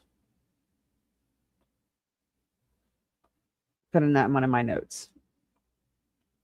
Oh, you guys didn't get to see that with me, but I read it for you. So the Yunwi Sunsi, I don't know how to say that, are not animal spirits. They are the nature of the little people. So they weren't actual people. The little people live in the woods and caves, speak the Cherokee language, build townhouses, play music, and hold dances. They can be helpful guides to medicine men, invisible tricksters, or protectors, depending on how they are treated. All right, I'm going to put this in my notes, like I said, because don't say who, just say yes or no. Wait a minute. Oh, yeah, I don't even know. I think one person did get it. For sure. No, that's on the west. That's in the western part of this country. So my notes. Put that in my notes. Excuse you. Where did it go? Oh, the little people, the fairy, the living rocks. What is going on?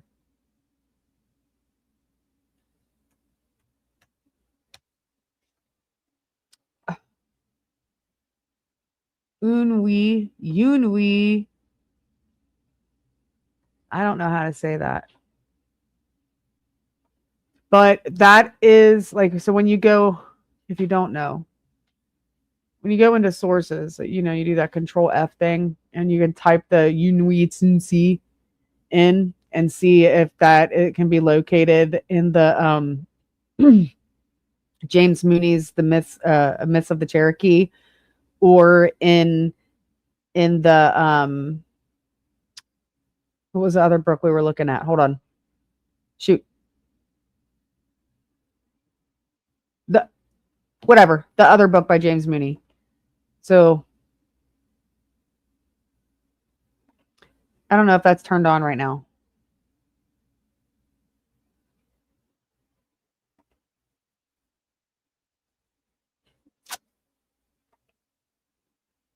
Okay, so let's get back to this video because I keep stopping because I'm like, it's the bats.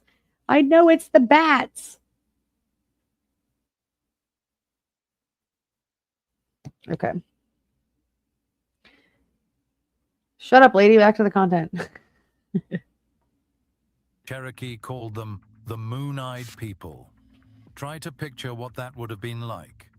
You've moved into a new country, a landscape of fog and ridgelines and endless forest, and you slowly realize that the caves You guys beneath watch. your feet I'm are going to use the already restroom real occupied quick. by a race Again, of coffee. pale, night-walking people who vanish the moment the sun comes up.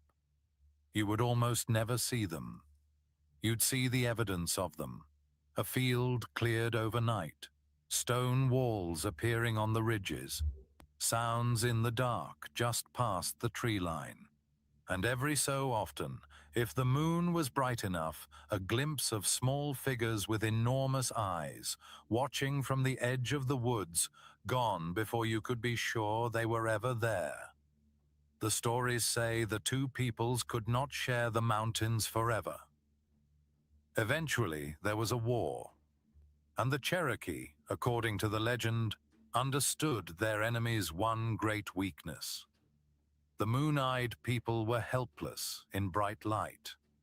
So the attack came not in darkness, but in the opposite, timed to a full moon so bright it lit the ridges almost like day, or in some versions, at dawn, when the rising sun turned the moon-eyed people blind and defenseless. They broke. They fled. And they disappeared into the caves and tunnels beneath the mountains, driven underground for good, never to be seen in daylight again. That's the legend. And for a long time, it was told more or less the way I just told it. But this is where I have to stop and be honest with you, because what happened to this story afterward says less about the Cherokee than it does about the people who came later. Before we go further, if you find yourself pulled in by this kind of buried history, the real thing underneath the myth, consider subscribing. It genuinely helps, and it lets me keep digging these up. Because here is the problem. The earliest written version of the moon-eyed people comes from a Philadelphia naturalist named Benjamin Smith Barton, who wrote it down in 1797, second-hand. Wait a minute.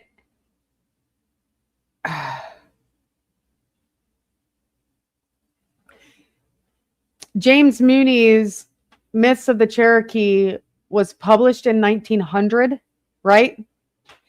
He definitely, I don't know how old he was, but there's no way he could have been researching. I mean, there's no way he could have been researching it in 1797.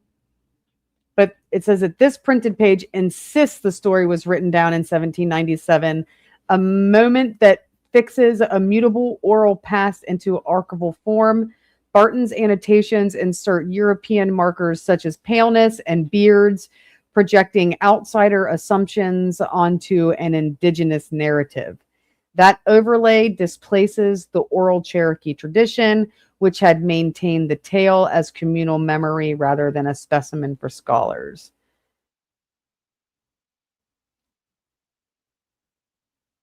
Okay, hold on. Yep, let's go. From a colonial officer. And there's good reason to believe that some of the most famous details, the whiteness, the beards, may have entered the story at that stage through European hands, not Cherokee ones.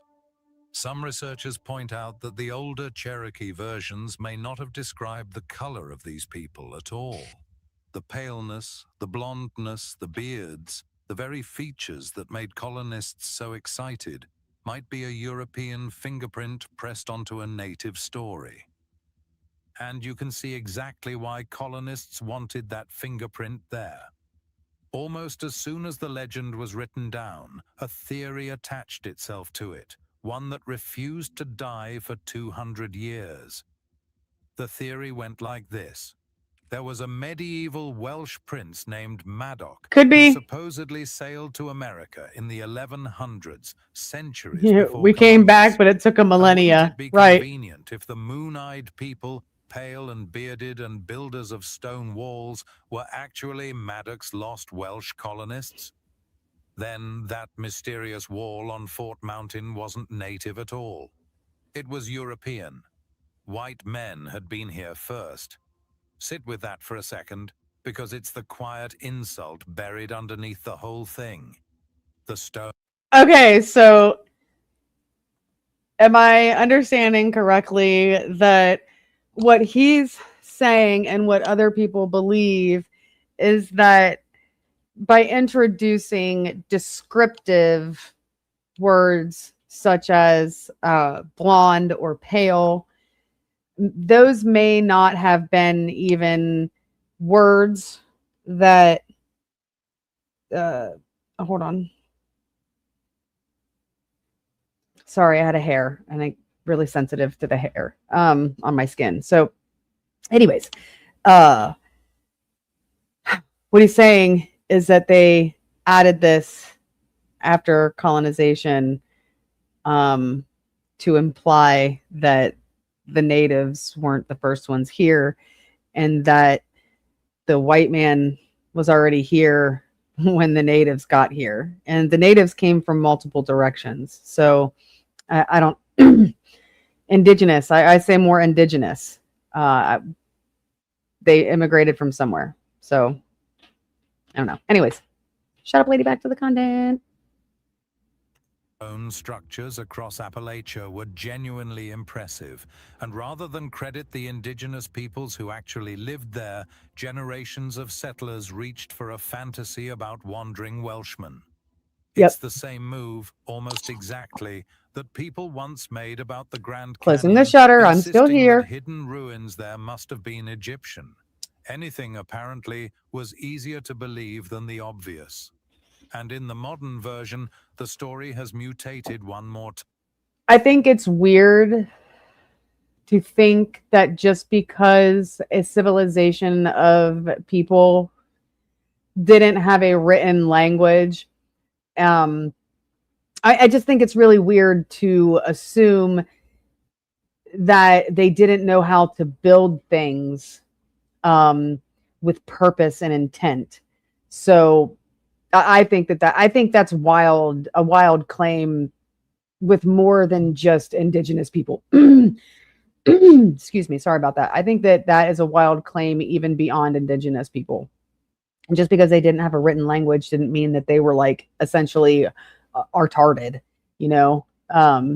They did have some understanding, were extremely resourceful human beings. You had to be at that time due to the nature of the living environment. So go ahead and press play again. Shut up, lady.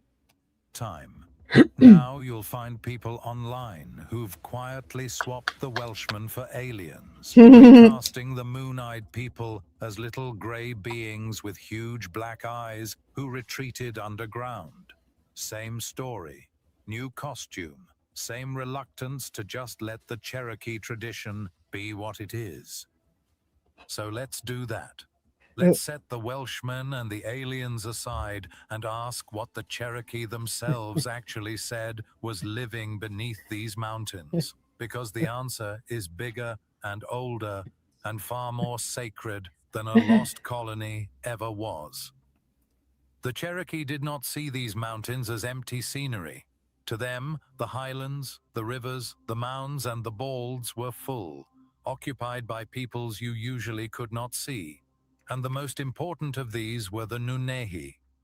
The name Nunehi is usually translated quite literally as the people who live anywhere, a fitting name for beings said to dwell underground, inside the mountains and beneath the rivers, anywhere and everywhere at once. The Cherokee also simply called them the Immortals. And that word matters because the Nunahai were not ghosts and they were not monsters. They were understood as a real living people who happened to dwell in a world layered just... Hold on a minute. I'm going to put that in my notes. Nunahai. Okay, Panchuchin brings in something. One of the most prominent red-haired mummies found in the USA is the fawn hoof mummy, discovered in Short Cave near Mammoth Cave in Kentucky in 1811. Red-haired mummies? A fawn hoof mummy. What is a fawn hoof mummy? Panchuchin. I'm not familiar with that.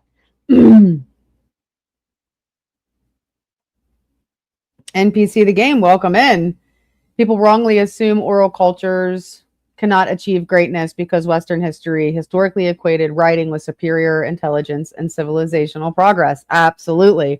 Which is why I think it's such a wild claim, because there were structures that we still don't have a real explanation for, like the pyramids. So to say that just because there wasn't a written language, or hold on, to claim that there wasn't a written language does not automatically conclude that they didn't have some type of higher intelligence. So when you don't have a written language, you definitely have to figure out ways to communicate, which I think in and of itself requires a little bit more intelligence. Just throwing that out there. If somebody thinks that I'm off there, let me know. But I think that when you don't have a written language and all you have is oral and like hand signs and stuff, it takes a little more patience, a little more effort, a little more tolerance to communicate with one another to build these great structures, right? So I don't know. Absolutely. Thank you, Filthy Phil.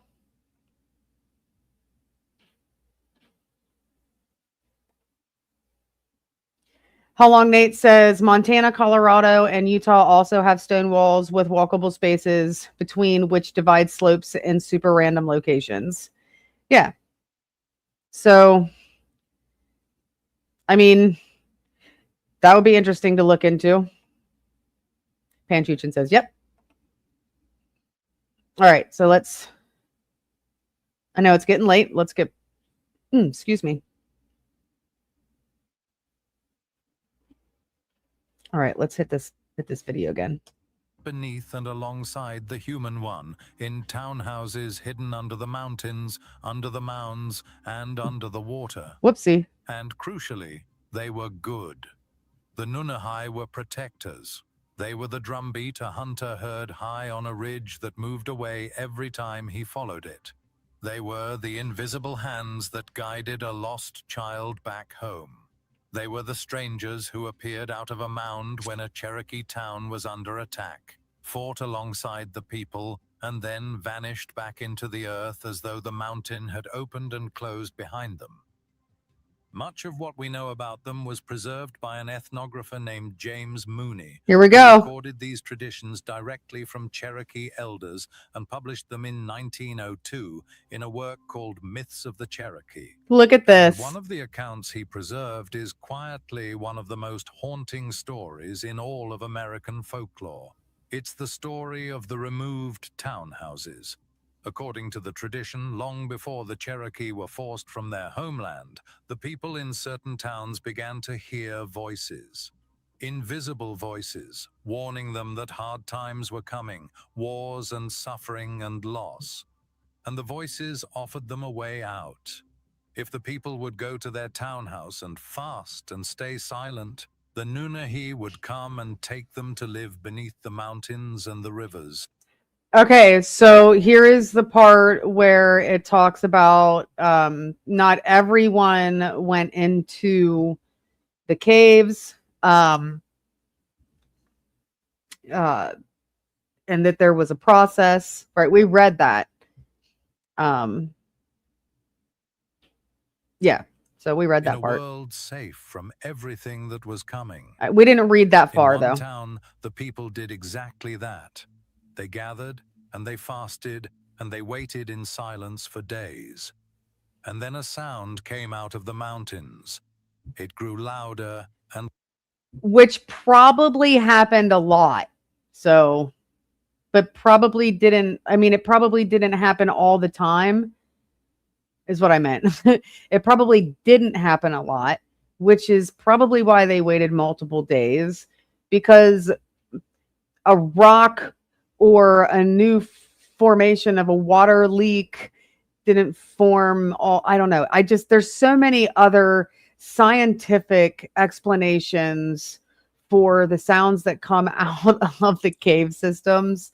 I just cannot wrap my mind around some, like, these, what's being explained here. I can't wrap my mind. Maybe someday, but today I just can't. Louder until it rolled over them like thunder. And when it was over, the people and their entire townhouse were gone. Taken under, the story says, to live with the immortals, beyond the reach of the grief that was about to fall on everyone left behind. You do not have to believe a word of that literally to feel the weight of it. Because remember when this was being told. The Cherokee were facing removal, the Trail of Tears. Trail of Tears. I the said we were loss going to of talk about nearly that. We didn't everything. really talk about that. And here is a tradition that says, some of us were I think I probably warned, skipped over it. and some of us were saved, taken down into the mountains themselves to wait out the catastrophe in safety. In fact, some versions hold that the Nunehi offered exactly that refuge to the Cherokee on the eve of removal, a chance to step into the mountain and escape the long walk west. Whatever else the Nunehi are, they are a people's memory of protection, folded into the land they were about to lose. That is what the Cherokee said was living beneath Appalachia. Not a colony of lost Welshmen, not visitors from another planet. A world underneath this one, I'll look into it. older than the Cherokee themselves. Sounds home interesting. To the pale, moon-eyed people who Have a came good one. before, and Safe to travels. the Nunehi, the immortals Many who blessings. guard the land and, in the worst of times, open the mountain to shelter those who listen. And here is the part that should stay with you. Nobody has ever explained that wall on Fort Mountain. Archaeologists still don't know who stacked those stones or why. Large stretches of the Appalachian cave systems have never been fully mapped, and the mountains keep We their mentioned that horrors earlier. well. So when you ask what's There really are down many, there, many, probably hundreds of miles that are not mapped. The honest answer is that these are some of the oldest mountains on Earth, riddled with dark places we've never. It's where my properly people looked come from. into, You think I'm and that come from one of human these little beings have people? always filled that kind of darkness I got with no Cherokee though, stories. as far as I know. The only question is whose stories you trust. That's it. I'll leave you with the image that stuck with me. A whole town, sitting in the dark, fasting, holding its silence, and then the mountain answers like thunder and takes them in. Whatever that story is, literally or not, it is not the kind of thing you invent to explain a wall. It's the kind of thing you hold on to when you are about to lose everything. The settlers had their Welsh princes. The internet has its aliens. But the people who actually walked these ridges for 1,000 years were telling a quieter and far more human story the whole time. And it was never about treasure or lost colonies or little gray men.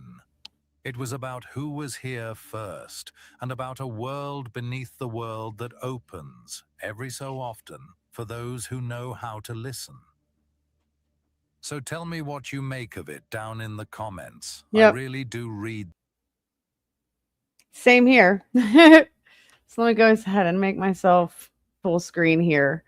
So what we just did, I know that I'm losing viewers. We have been going for 4 hours, and we did just get through just one little 13 and a half minute video. They kind of did like pretty much the same thing that I did. Actually used the Mooney source, but also gave some other perspectives. I got a little wild and said, what if it was just bats? But I mean, it is what it is. I'm probably wrong. It was a pretty wild claim that they were just like tripping on some kind of hallucinogenic plant and or fungus, and thought the bats were people. I don't know. Anyways, but the internet says that that's probably not possible. So we've looked at historical sources, scientific evidence. We looked at a little piece of some modern narrative, also combined with some historical narrative in that last video that we watched. There are other theories. This is like, I just kind of hit one little topic when it comes to all of this, because there are other theories like the hidden civilizations, secret tunnel networks, government cover-ups, military bases under the mountains. So that's a whole nother direction that you could take this in. as you go through the sources that I've provided. As you look, you'll probably find that it goes off in some really crazy directions. Excuse me. So while the claims are interesting, the important question isn't whether they're interesting, it's whether the claims are supported by the historical evidence, So that's why I kind of walk it back to see where the original claim came from.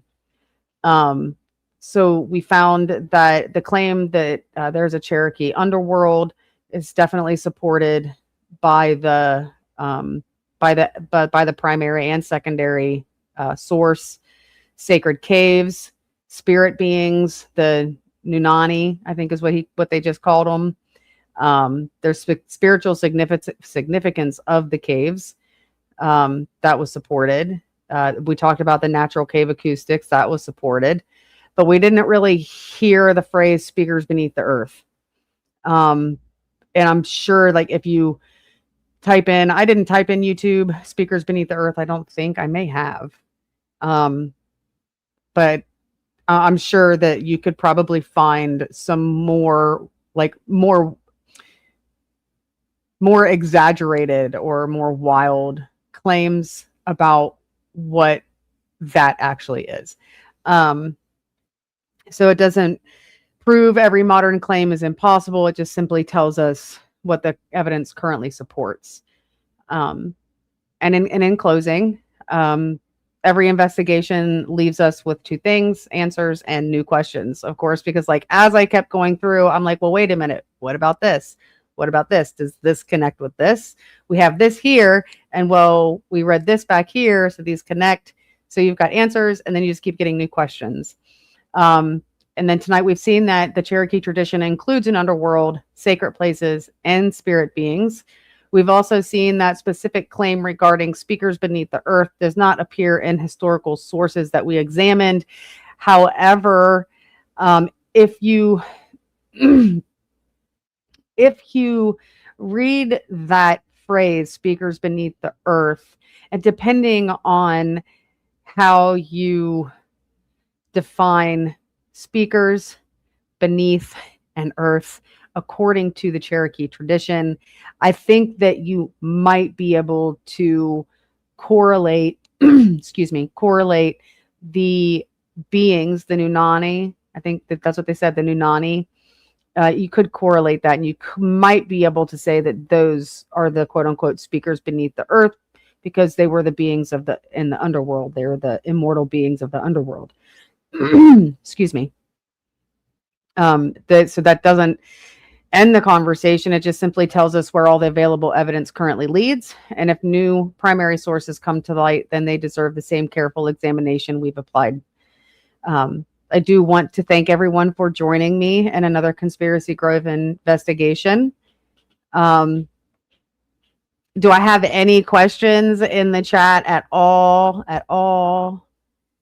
Bat sheet. Okay, so let's do a chat check before we close out for the night. Western Cherokee, due to the Trail of Tears, though most of you look Irish. No, the fawn hoof mummy was not named after her hair color. She was named after a necklace of young deer hooves found with her remains, which gave her the name Fawn Hoof. Very neat. Very, very neat. Panchuchin says, wait a minute, what did Nate said? I don't know what Nate said. Birds aren't real. Have a good one. All right, well, if there are no questions for me, feel free to go through those sources that are listed in the description of the video. Look for episode 3 of Conspiracy Grove. Maybe I'll do Bigfoot. Just maybe. Maybe I'll do Bigfoot, because then I definitely know that I'll have people that want to come up on the panel. I already have Jess White wants to tell us about the Australian Bigfoot. So maybe, just maybe, that is going to be episode 3 of Conspiracy Grove. So if you haven't seen it already, wait a minute, it's over here. There is a GoFundMe QR code. If you want to know why I'm here doing what I'm doing, you can scan that. Hi, Den. Even if you don't plan on donating and you just want to know why I do this, that'll give you an idea of why I do it. Also, you can go back in my streams, and I did a live stream on the type of epilepsy that I have, which is why I'm doing this, and how it affects my daily life. So with that, thank you to everyone who donated. Give me just a second because I should probably check donos before I sign off. All right, and it looks like we got another 20 in from Mr. Ateris. I think that's how that name is said. So also before we go, hold on. Yes, like and subscribe if you're intrigued by the dark side. I'm going to check my stream elements again. Make sure that one is all good. That one's all good. I probably should check my GoFundMe. I don't check that one very often. It doesn't get used very often, but still need to check it just to see. All right, so nothing in from there tonight. So I'm going to add in this other 20.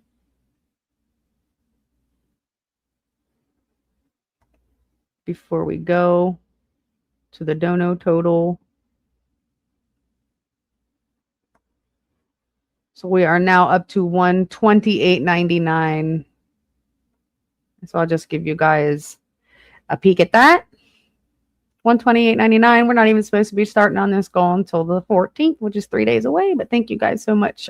Every single doll hair, every view, every share, every subscription helps to build what we're doing here. And I just can't say how much I appreciate it. I know I keep saying it over and over and over again. So with that, I am Darkside Deaconess. This was Conspiracy Grove. Look out for the next episode next Saturday. Probably going to be Bigfoot. I think I've already decided that we're going to do Bigfoot. No stream tomorrow.